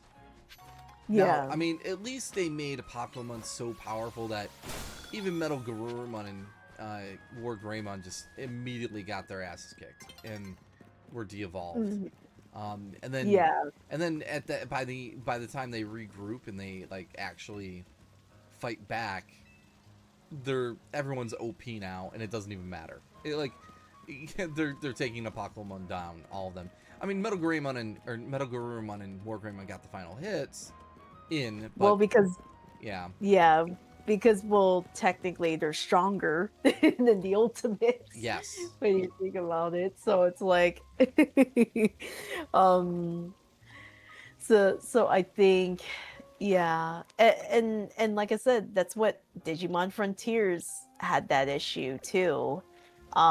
Way worse than Like any, right? yeah, because literally it was literally what the five of them, and then of course Koji's like twin brother Koichi joined them, and then the other four just became cheerleaders when it was Takuya and Koji were the only ones who can do like what do you call those, like the it Well, was like a group digivolution thing, but it was only given to them. It's like, yeah, the others just became cheerleaders.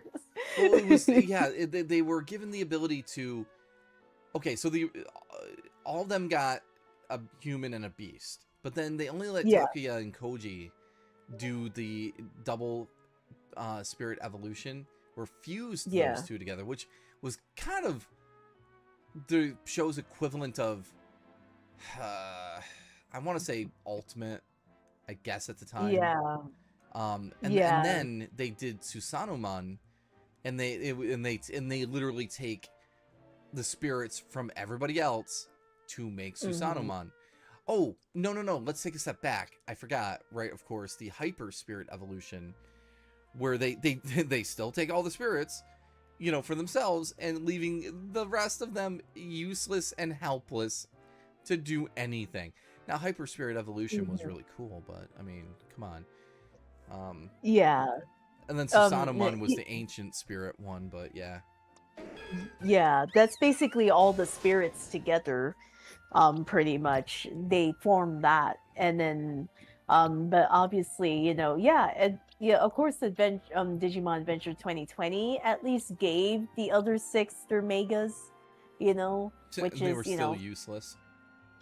Yeah, so it's I'm like sorry. um but but yeah, like it just felt like I was kind of like, okay, so the eight are supposed to work as a team, but it's like, yeah, but why did you push just two of them to just have megas in the original adventure? Like it kind of felt like counterintuitive, if you know what I mean, because it kind of just makes the other six like irrelevant. It's like, you should be having all of them be mega, because Apocalypse was pretty powerful, and you only have two Mm-hmm. megas. Yep. Like, No so good. I'm like, yeah. So like, because it's kind of a little bit strange, how Taichi and Yamato got their Digimon to Mega, right? It was because they had to have Takeru and Hikari have their like Digimon shoot arrows at them, right? And Yep. that's how they ended up getting their Agumon and Gabumon to Mega form. But in Tri, they're like, oh yeah, there's a prophecy, and this is how you get your Digimon to go Mega. And I'm like, Well, they okay, I just think got you're just emails. shoehorning this. Yeah, Yeah, like they're just like, hey, here, this is what you do. and I'm kind of like, you didn't even bother to show this Yeah. in the the original adventure. I'm sorry. He's like, are you just shoehorning this in now? Yeah, and who Like, sent the emails? Was it Hemiostasis, or like what are we talking here?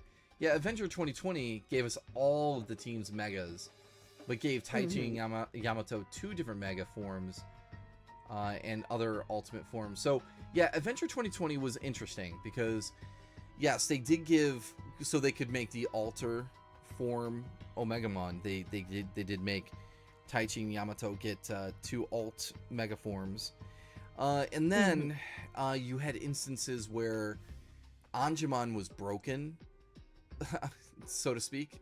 So they let Patamon go to his armor form into Pegasusmon.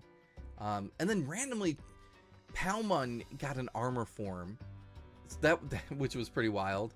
But it wasn't them like unlocking or finding a Digimental or anything, which So it was kind of weird. And the whole, oh gosh, I could go on for Adventure 2020, but one of my biggest problems is that they made Taichi and Yamato so freaking main character syndrome, way more than they ever did in the past. Like, forget about the original season, Adventure season. Like, Adventure 2020 was like so obnoxious when it came to that. Gotcha. Yeah, it was really unfortunate. Yeah. And yeah, because yeah, it was just like a strange because I think what I enjoyed at least about like O2, like the O2 cast at least got like you know, they got like equal, you know, like screen time at least. You know, from my perspective, this is just my perspective. Because when you think about it, like at least with you know, with like the other four, you know, because obviously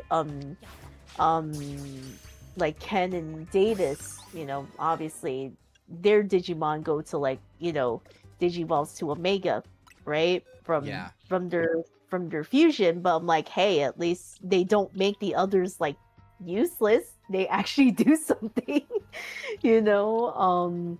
Because remember when that Black War Greymon was like hunting for those, like, what do you call it? Holy The stones. Destiny. Well, Yeah, in the the Holy dub, Stone? they were Destiny Stones in the dub, Destiny. but holy Yeah, in the Holy Japanese. Stones. Yeah. And so at least the others were trying, you know, their best to protect those stones, you know, and they weren't like useless. Mm-hmm. And Blackboard Greymon, they were facing a Mega, man. And you know, before Davis and Ken were able to have their Digimon like Digiball to a Mega, like they literally, it was like literally three fusion ultimates against a Mega. Yeah, they started to, by the time Shakuamon showed up, which I hate that form. But anyway, by the time you know, Iori and Takaru got their, you know, fusion, you know, Jagras evolution, DNA evolution, whatever, and Shakuamon showed up, the three of them started to be able to take on Black War Greymon and hold their own. They damaged him so much in that episode 37, I believe it was, he was bleeding. He literally started spewing blood, which is, it looked really weird, but he was bleeding.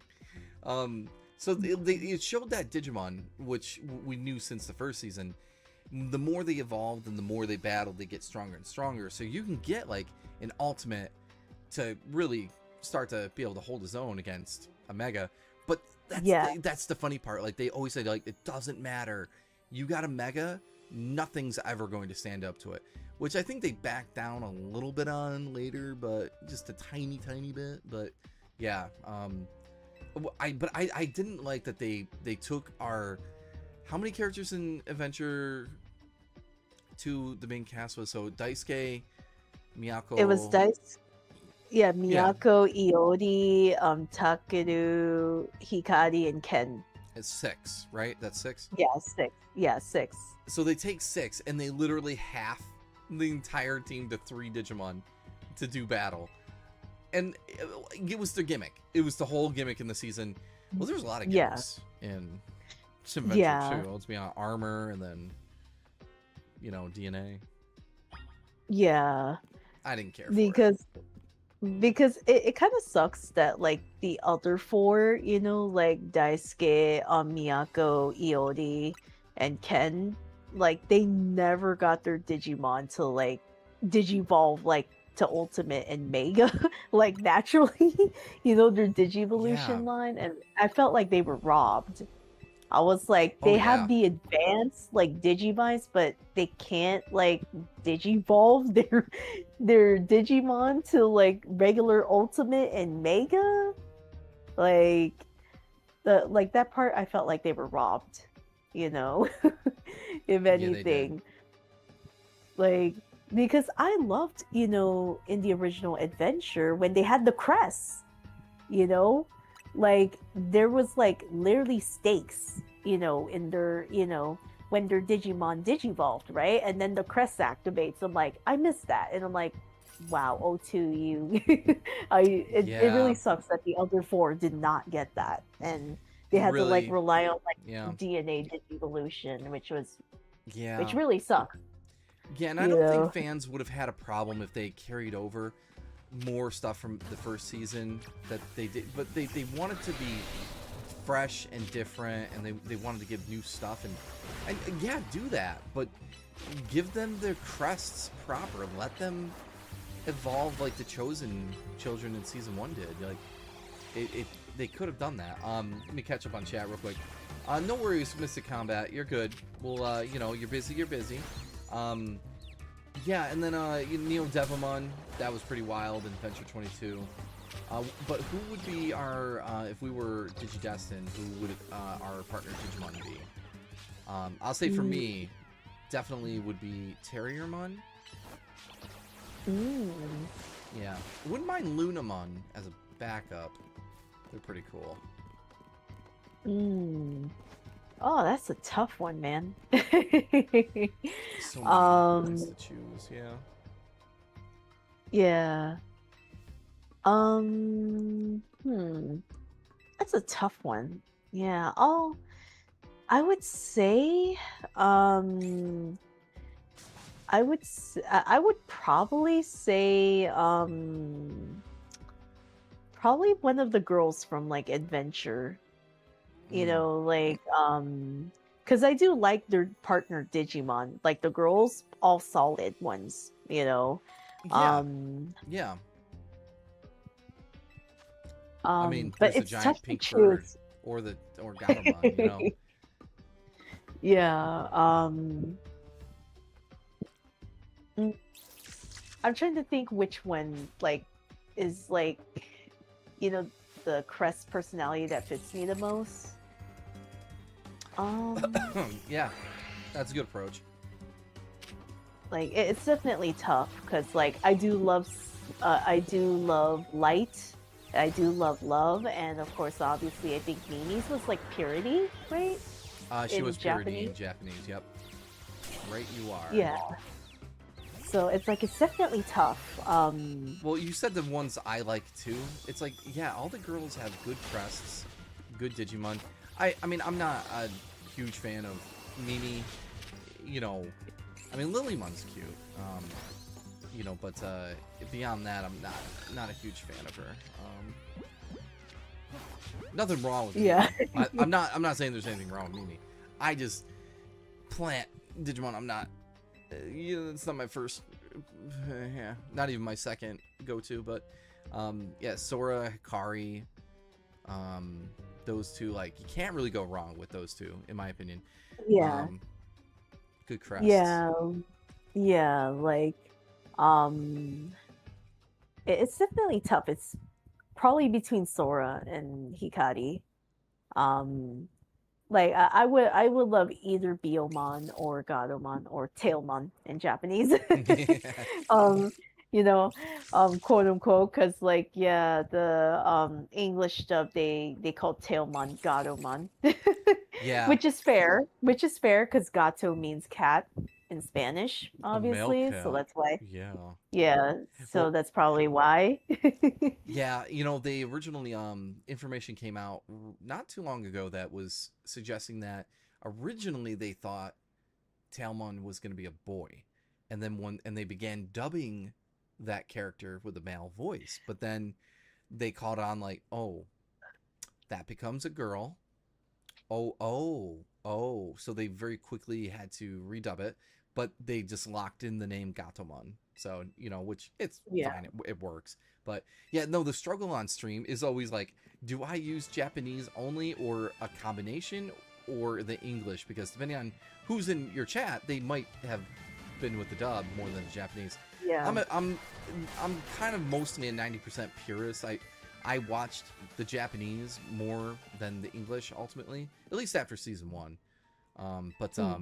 Yeah. Anyway, I'll say the reason I like the Japanese is, one, Digimon actually has very mature themes to it compared to what the English dub kind of botches it to be, and the music, like those two things alone, the music and the story gets a little choppy in Adventure and Adventure 2. It gets better with Tamers. They're a little better in the English dub with Tamers, and then Frontier, I think it's fine. It's mostly the same as far as the story. Yeah. I would say, yeah, like either between, either between Biyomon or, Gatomon, Tailmon, parentheses, because, like I said, I do love Biyomon's, like, Digivolution line. Yeah, it's pretty cool. Like, and the thing is that Sora's crest love really fits me. Because literally a lot of my friends are like, you always give so much love, Leah, and lots of my friends always say I'm like a mother hen, and literally that's how Sora is in like Digimon Adventure. Always taking care of people. Yeah, always taking care of people. And I kind of like how, like, Taichi literally said, it's like, but Sora, it is you. You're always thinking of everybody else. It's like, yeah, that's basically what love is. Like, she's always caring about the others, not herself. Which can be very unhealthy, if you don't take care of yourself. Yeah, you gotta have self-care. Yeah. Because, like, I'm going to mention this, as much as I hate Try and how garbage it is, Biyomon actually does say, it's good that you're checking on everybody else, but what about you? Like, yeah. So it's like, even Biyomon, like, is well aware. She's like, it's like, yeah, it's like you're always checking on everyone else, and that's very noble of you, but you do need to take care of yourself too. Agree. What if you could become a Digimon, like Frontier, a la Frontier style, or whatever?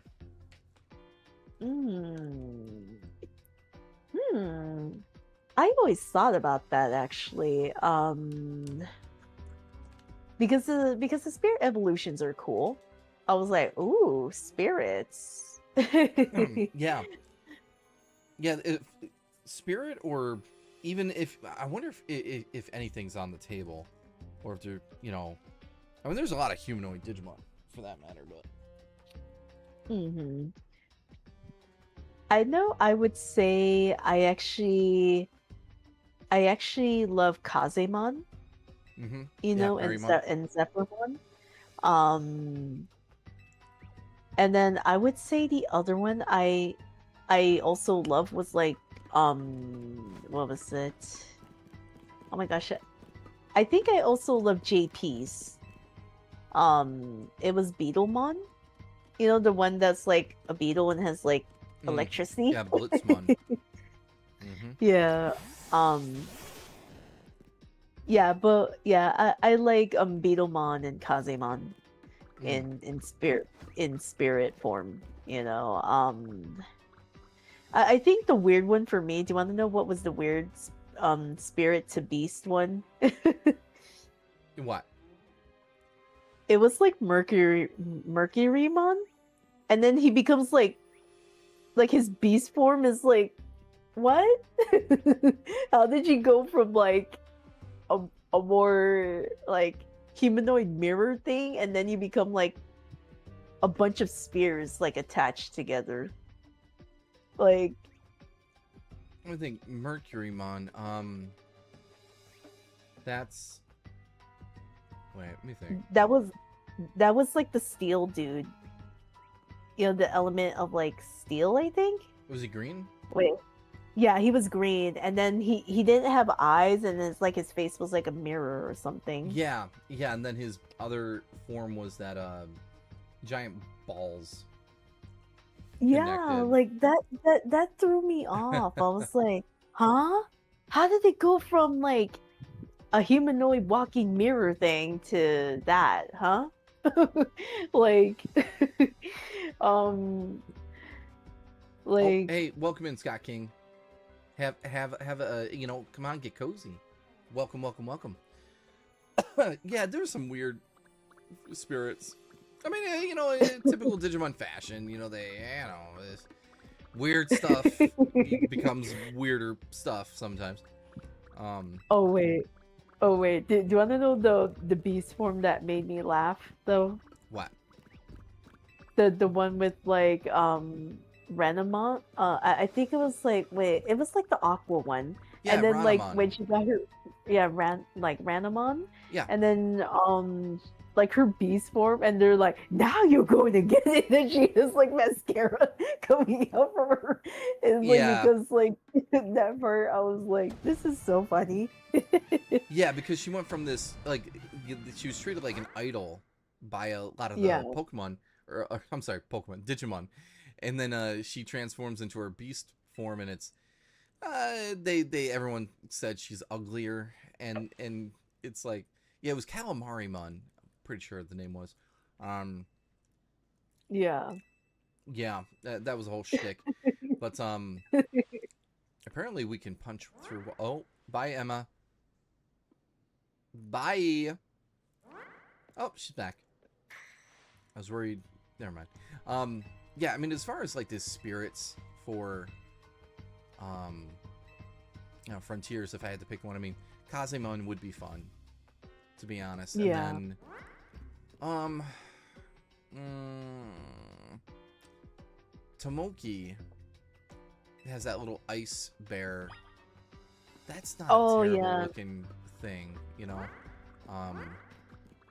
but if we're speaking outside of the spirits, I mean, any other humanoid Digimon would be fun. I mean, I wouldn't mind. I mean, if I could be a Terriermon, sure, why not? I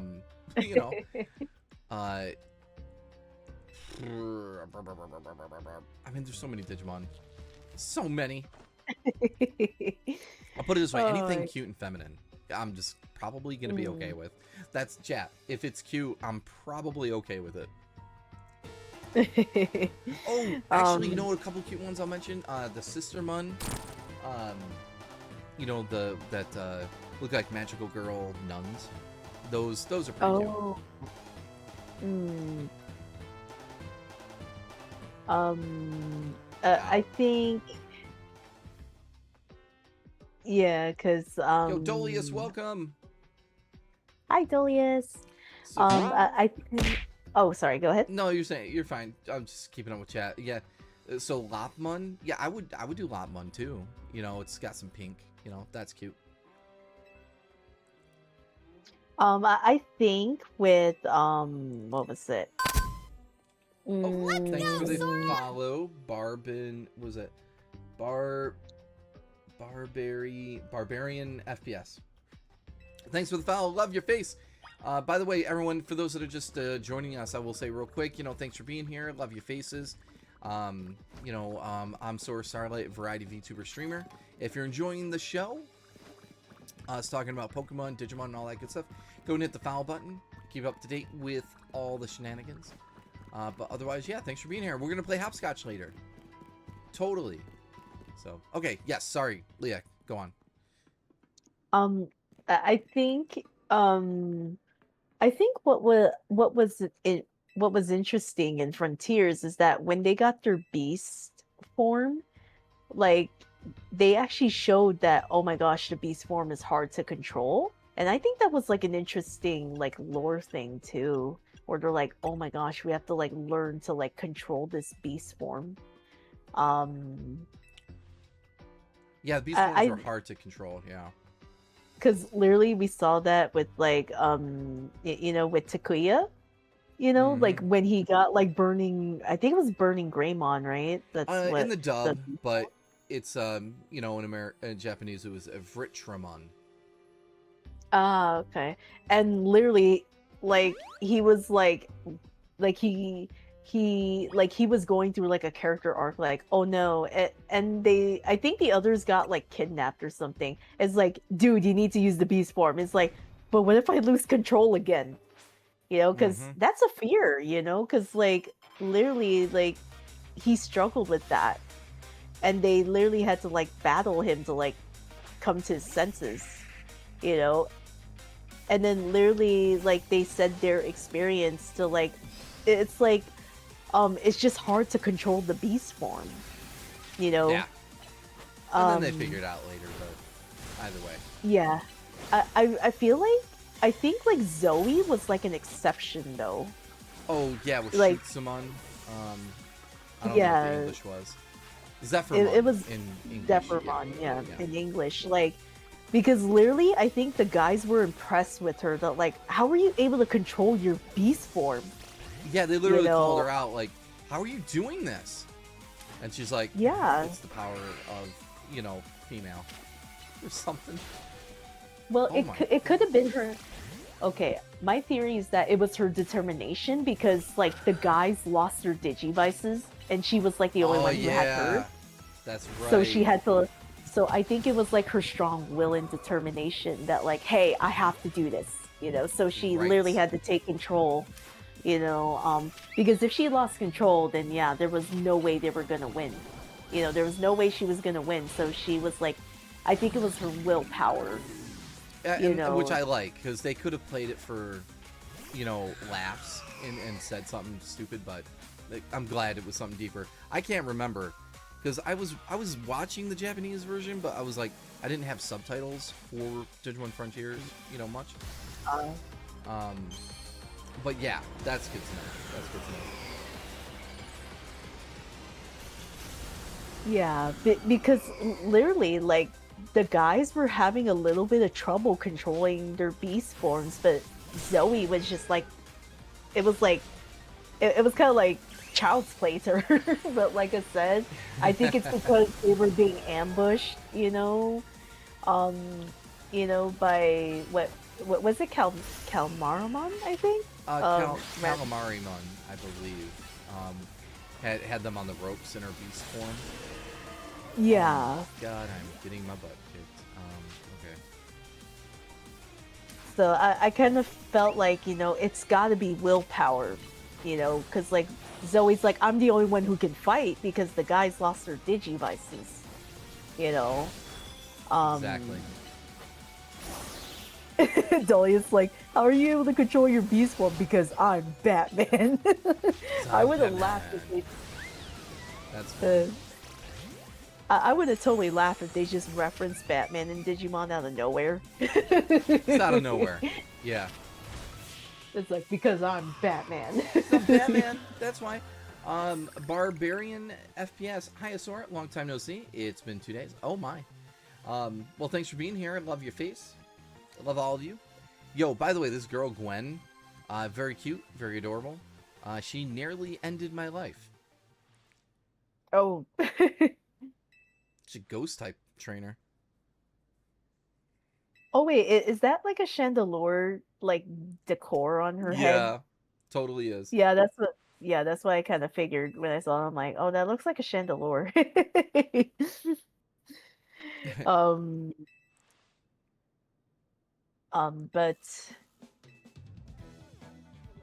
but I'm very curious, Sora, who was like your favorite like villain in the original Digimon Adventure Oh. in terms of the Digimon villain? Well, I mean, as far as like one that I enjoyed, like and thought was just fun, was Etamon. I liked Etamon, Oh, As- Etamon. yeah, and then as far as like evil and like downright like dastardly, like Myotismon, Vandemon, was Yeah. bar none just terrible. Now, the Dark Masters were also very heinous and crazy too. Mhm. I mean, Yeah. they literally were about to kill the chosen children. He Yeah. throws a knife at Mimi because she's crying, Thank God Mhm. Chumon jumps up, takes the hit. They have a moment which gave them long enough for Piccolo-mon, Ferrymon in the dub, Yeah. to show up and save everybody the last second. Mhm. Like that Yeah. was like scary stuff. Like they were literally like, Dark Master's like, nah, we're gonna kill you right now. No ifs, ands, or Mhm. buts. Let's go. Yeah, like because obviously, before Apocalypse shoehorned in at the end, but obviously, they were chosen because they're like, oh yeah, the digital world needs you to like defeat these dark masters. Because the previous children couldn't do it. um so but yeah, the Dark Masters were very dastardly. Like literally when you see like I think it was like homeostasis like possessed Hikari, Yeah. and they were like explaining the story. Oh yeah, this is how you were chosen. And literally the Dark Masters were trying to like I think they like ambushed a base where they were creating the Digivices and the Digimon partners and the eggs Mm-hmm. and their crests. And then literally I think Jedi was like escaping with them. So Yes. that so they literally wanted to like the Dark Masters were like definitely like dastardly and they're like, no, I was like, we're not gonna have more chosen children battle us. They wanted to prevent that, obviously, but Right. but obviously that didn't happen and they're like so oh yeah, that's true. Shadowfan said Diaboromon drop Yeah. a nuke Diaboromon on or Japan. AKA Diablomon. Yeah. Yeah. I guess that's pretty self-explanatory in their name. Yeah, it's like You know? I give the credit to the dub. At least they made like a decent alternate because Diablo, I guess, they're like we can't do Diablo. It's like I get it. It sucks, but okay. But yeah, he was gonna drop a nuke. Well, Diablo was a sore loser. Let's be clear. Mhm. he was like, all right, I'm gonna duplicate myself, and I'm gonna go blow you guys up, and then I won't have to worry about anything. It's like, God damn. And then that last scene Like, where Megamon puts a sword through his head into the clock to stop it. yeah, like and of course one of my other favorite Digimon villains, of course, obviously, Myotismon, because this dude decided, yeah, I'm gonna go to the real world and find the eighth child because the eighth child is a threat to me. Yes. And he literally had like his minions capture like a lot of people in order to find the eighth child. Yeah, So he captured them, and he told Hikari, like, you need to be honest with me. Tell me if this person's the eighth chosen child, or no, Talmon. Told Talmon to tell him, like, Yeah. where I'm gonna start killing people. Hey, I just Oh, Yeah, noticed. like, you just got a raid. I'm I'm sorry. a girl. Yes, good for you, Tails. I'm happy that you figured it out. Also, Miles Tails Prower, thanks for the raid. What were you doing? What were you playing? Come on in and enjoy yourself. I think with what they did, well, like I said, I like the Whatever game you're Myotismon playing, arc it a looks lot bad and because you're that doing dude terrible. literally went to the human world, Yeah. And he's like, yeah, and then of course he, like, as soon as he like figured out that Tailmon was like the eighth child's like partner, it's like, okay, yeah, like you should probably know who it is, right? Yeah. Which was very smart of him because he's like, once he like, oh, I can use Tailmon to like have them identify who the eighth child is, and it's like, that's smart, he's thinking like a villain and he is a villain. That's how that's how you write a good villain. Yeah. And like I said, this dude was very persistent. Like other than just like, he was like an ultimate, right?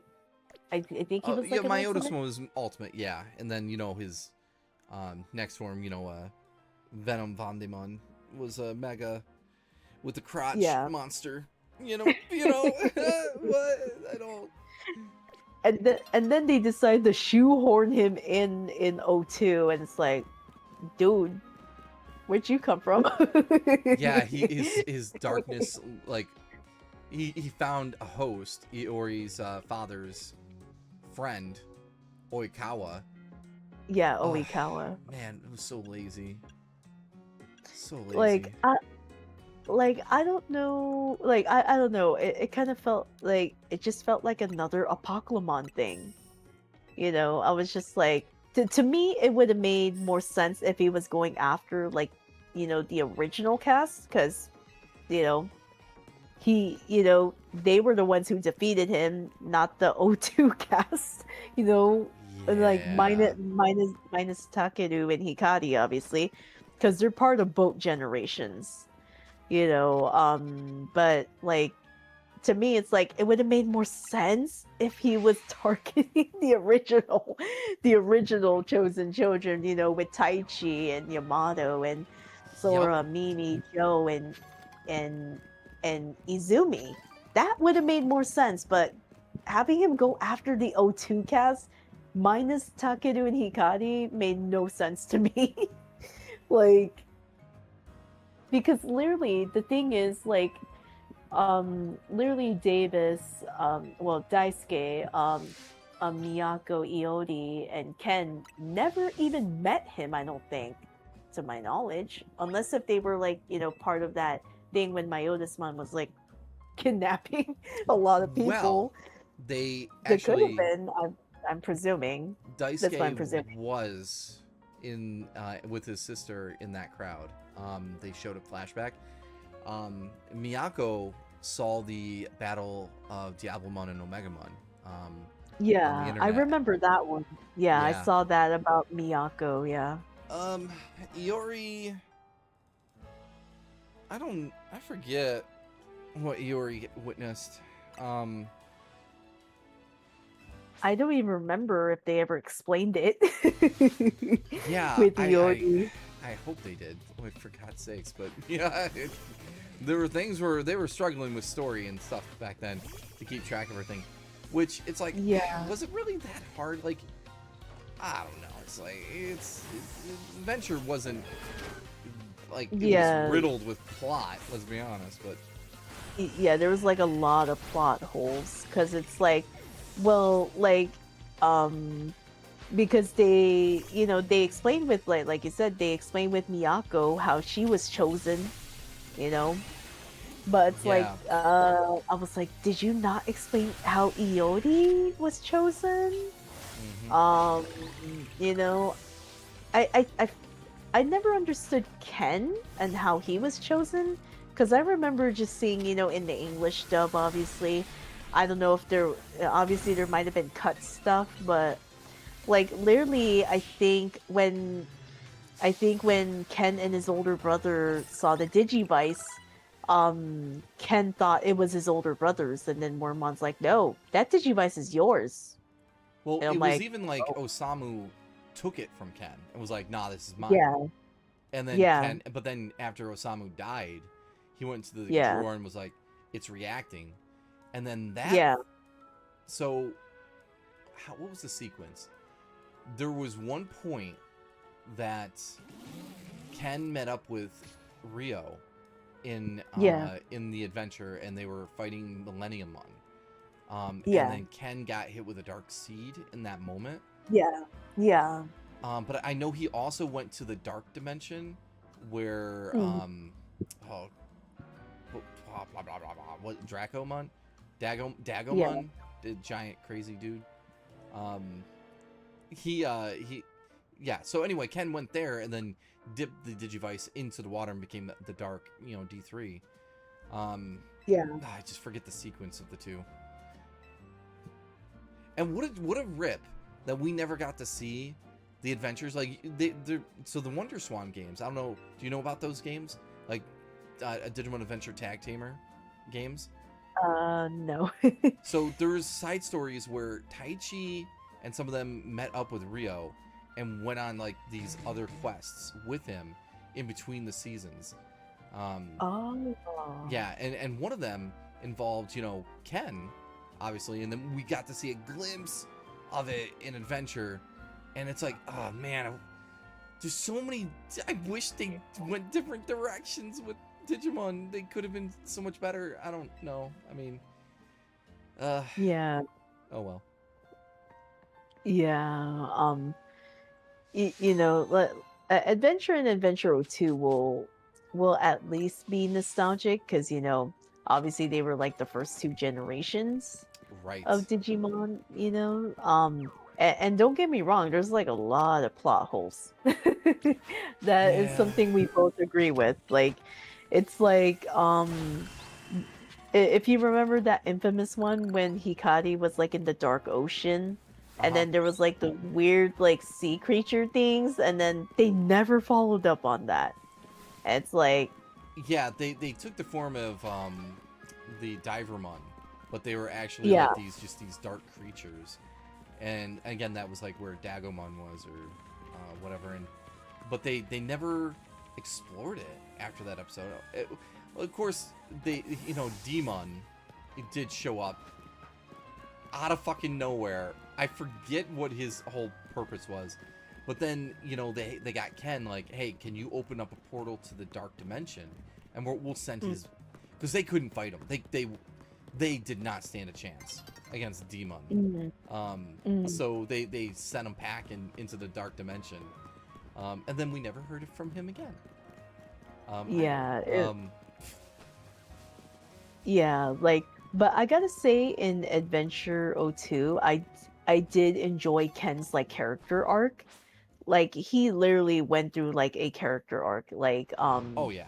I like, he started off as like the Yeah. Digimon Emperor, and until we got like the flashback of how he became the Digimon Emperor, and then him literally reuniting with Wormmon, in its baby form, Mhm. and they reconciled, after that. And then Ken's like, you know what? Like, I have to do this myself because I was the one who created these control spires, right?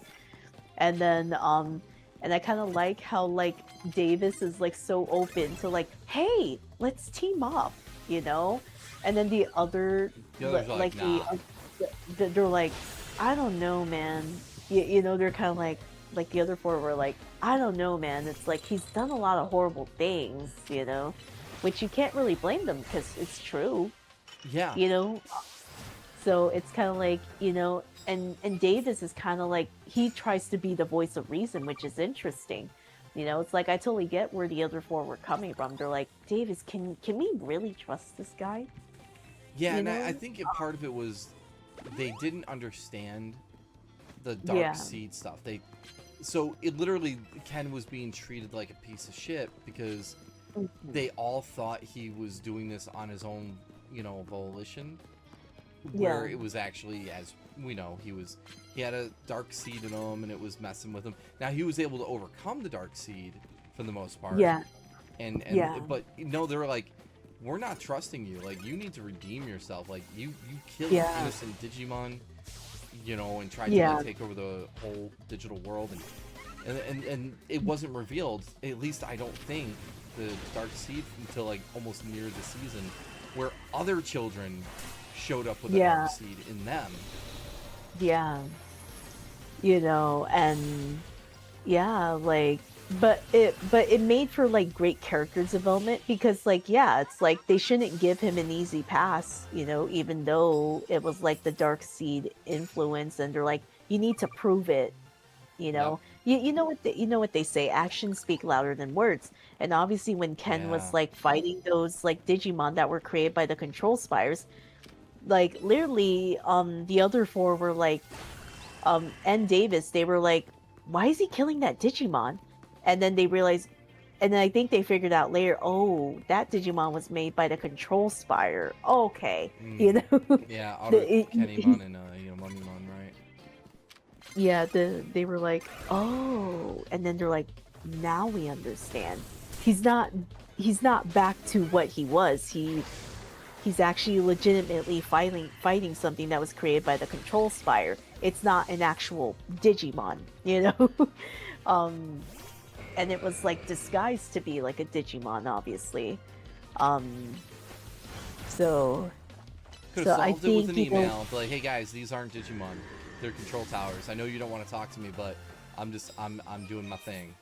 I got more Yeah. room back.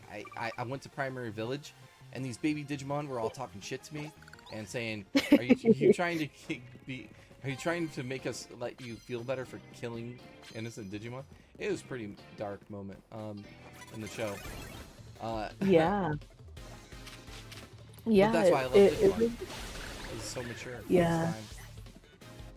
Yeah, like that's why I enjoyed Ken's character arc, and him learning to like move on, and overcome, you know, his grief over his older brother's death, So many because things. that obviously changed him, and then and also being influenced by the dark seed, that was implanted in his neck, I think, right? It was implanted in his neck, I believe it was or his. was it? Yeah, no, you're right. I think it was like the neck or behind the, or somewhere up near the spine, neck, back of the Mhm. neck. I don't know. Yeah, somewhere Yes. in that vicinity. And then I kind of like how even when the other four forgave him, minus Davis, because Davis was so open to the idea, Yes. like like I said, I love that Davis was like, hey, let's give him a chance, you know it's good that he was at least trying to be the voice of reason. But then like the others are like, well, he did this, they're like trying to prove their point that like we just don't trust the dude. We don't You trust him. Yeah. And then Daisuke goes and does a Jagras evolution, DNA evolution with Ken. Everyone's just like, what? yeah. Yeah. But I think though, I think that because like Davis was like the only one who had faith in Ken, that he changed, that could probably be a Yeah. reason why they were able to DNA digivolve. That was And a then big part of it. Hmm. the other four were like, especially Ioni's like, why did he digivolve with? Why did he like fuse with like Ken's Digimon? I'm like, well, you other four don't trust him. Yeah, your So hearts it's weren't in like, sync. Dagnabbit. yeah. Yeah, So Digimon had some good tragic stories, but I felt like they kind of overdid it just a little bit with adding then Blackboard Greymon to it. So we had Ken, oh who was yeah. a tragic character and arc and everything, right? And then we get Blackboard Greymon, who's a tragic character, and goes through an arc from evil to good, finds his, what his meaning and purpose is. So that I Yeah. felt like was a little overplayed. Like I love Yeah. Blackboard Greymon, don't get me wrong, he was a great character, but it was also like, but here's Ken, kind of the same thing, not Yeah. similar. Yeah, and when you think about it, Ken has been there since the beginning of O2, so so they had a lot more wiggle room to like flesh him out, and everything. True, true, So true. yeah, because literally, like, literally the first episode of O2, it's like, yeah, the Digimon are like running, you know, they're like running in fear, and Yeah, dude he's was already imprisoning established. everybody. Yeah, he was like establishing himself already there, and they're like, oh my gosh. um, but I think having Ken like redeem himself, and like I said, I think what was very heartwarming was the Christmas episode, Oh, that's one of my where favorites. like the one where he's like he wants to invite the other five, but he's like, but what if they won't accept it though? Like he's still like insecure because obviously he's Yep. like they trust me now, but you know, like you know, he has that insecurity, which is fair because it's like, you know, he actually has like friends, and then he's like, well, what if they won't accept my invitation to my Christmas party? You know, you know, so he, you know, because obviously he has that insecurity he has to learn to overcome. And Yeah. then I just like how David's like, Ken, hey, what you got there? And then, you know, Yeah. like I said, like, sure, Davis might be like annoying, but when it came to like opening that hand of like, you know, opening hand to Ken, you know, and to be the first person in the group to like have faith in him, I think that's very powerful. You know, with a character like Daisuke, you know.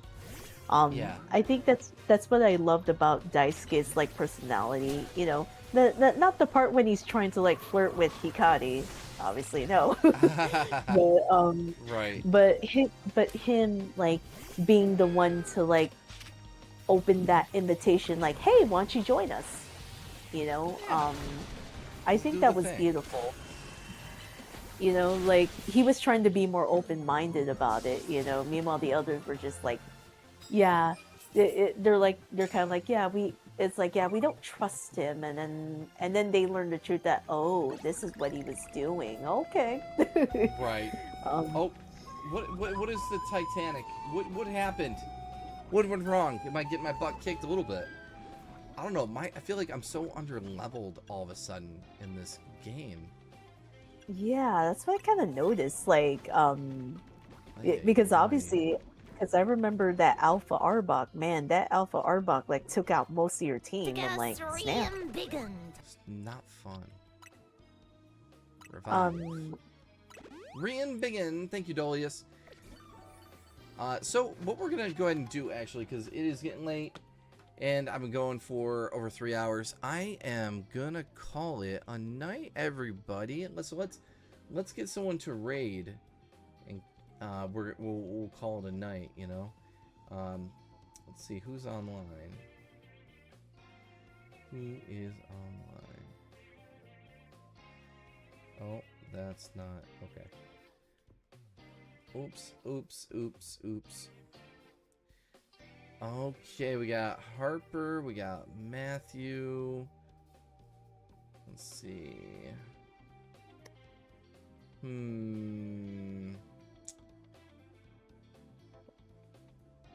am gonna throw Harper a raid. Yeah, let's do it. So everyone, thank you for tuning in tonight. We're broadcasting to 108 viewers closing out the night. Thank you all. I'm Sora Starlight, variety VTuber streamer here on Twitch, Twitter, and YouTube. If you guys want to hit the follow button, that would be awesome. It's free to do so, and if it supports the channel, yo! I was joined by Aaliyah Serenity Rose. Thank you for hanging out with me. Yeah, absolutely. It's always fun to just, you know, chat, you know, with the Vibe. chat, and of course with you, Sora. Aw. You know, about other stuff that's not Sonic. It's always good to talk. Yes, there are more things to life than Sonic, apparently. Well, let's say the top 3 for me: Sonic, Power Rangers, and Digimon. Those are like the top 3 things in my life that have made a huge difference. No, but yes, everybody. So yes, I should be back tomorrow night, probably doing some more things. And then we're heading into the weekend for Sonic Revolution 2025. That me and Team Starlight will be attending as guests. Hiccup. Mm-hmm. I hiccup when I get nervous.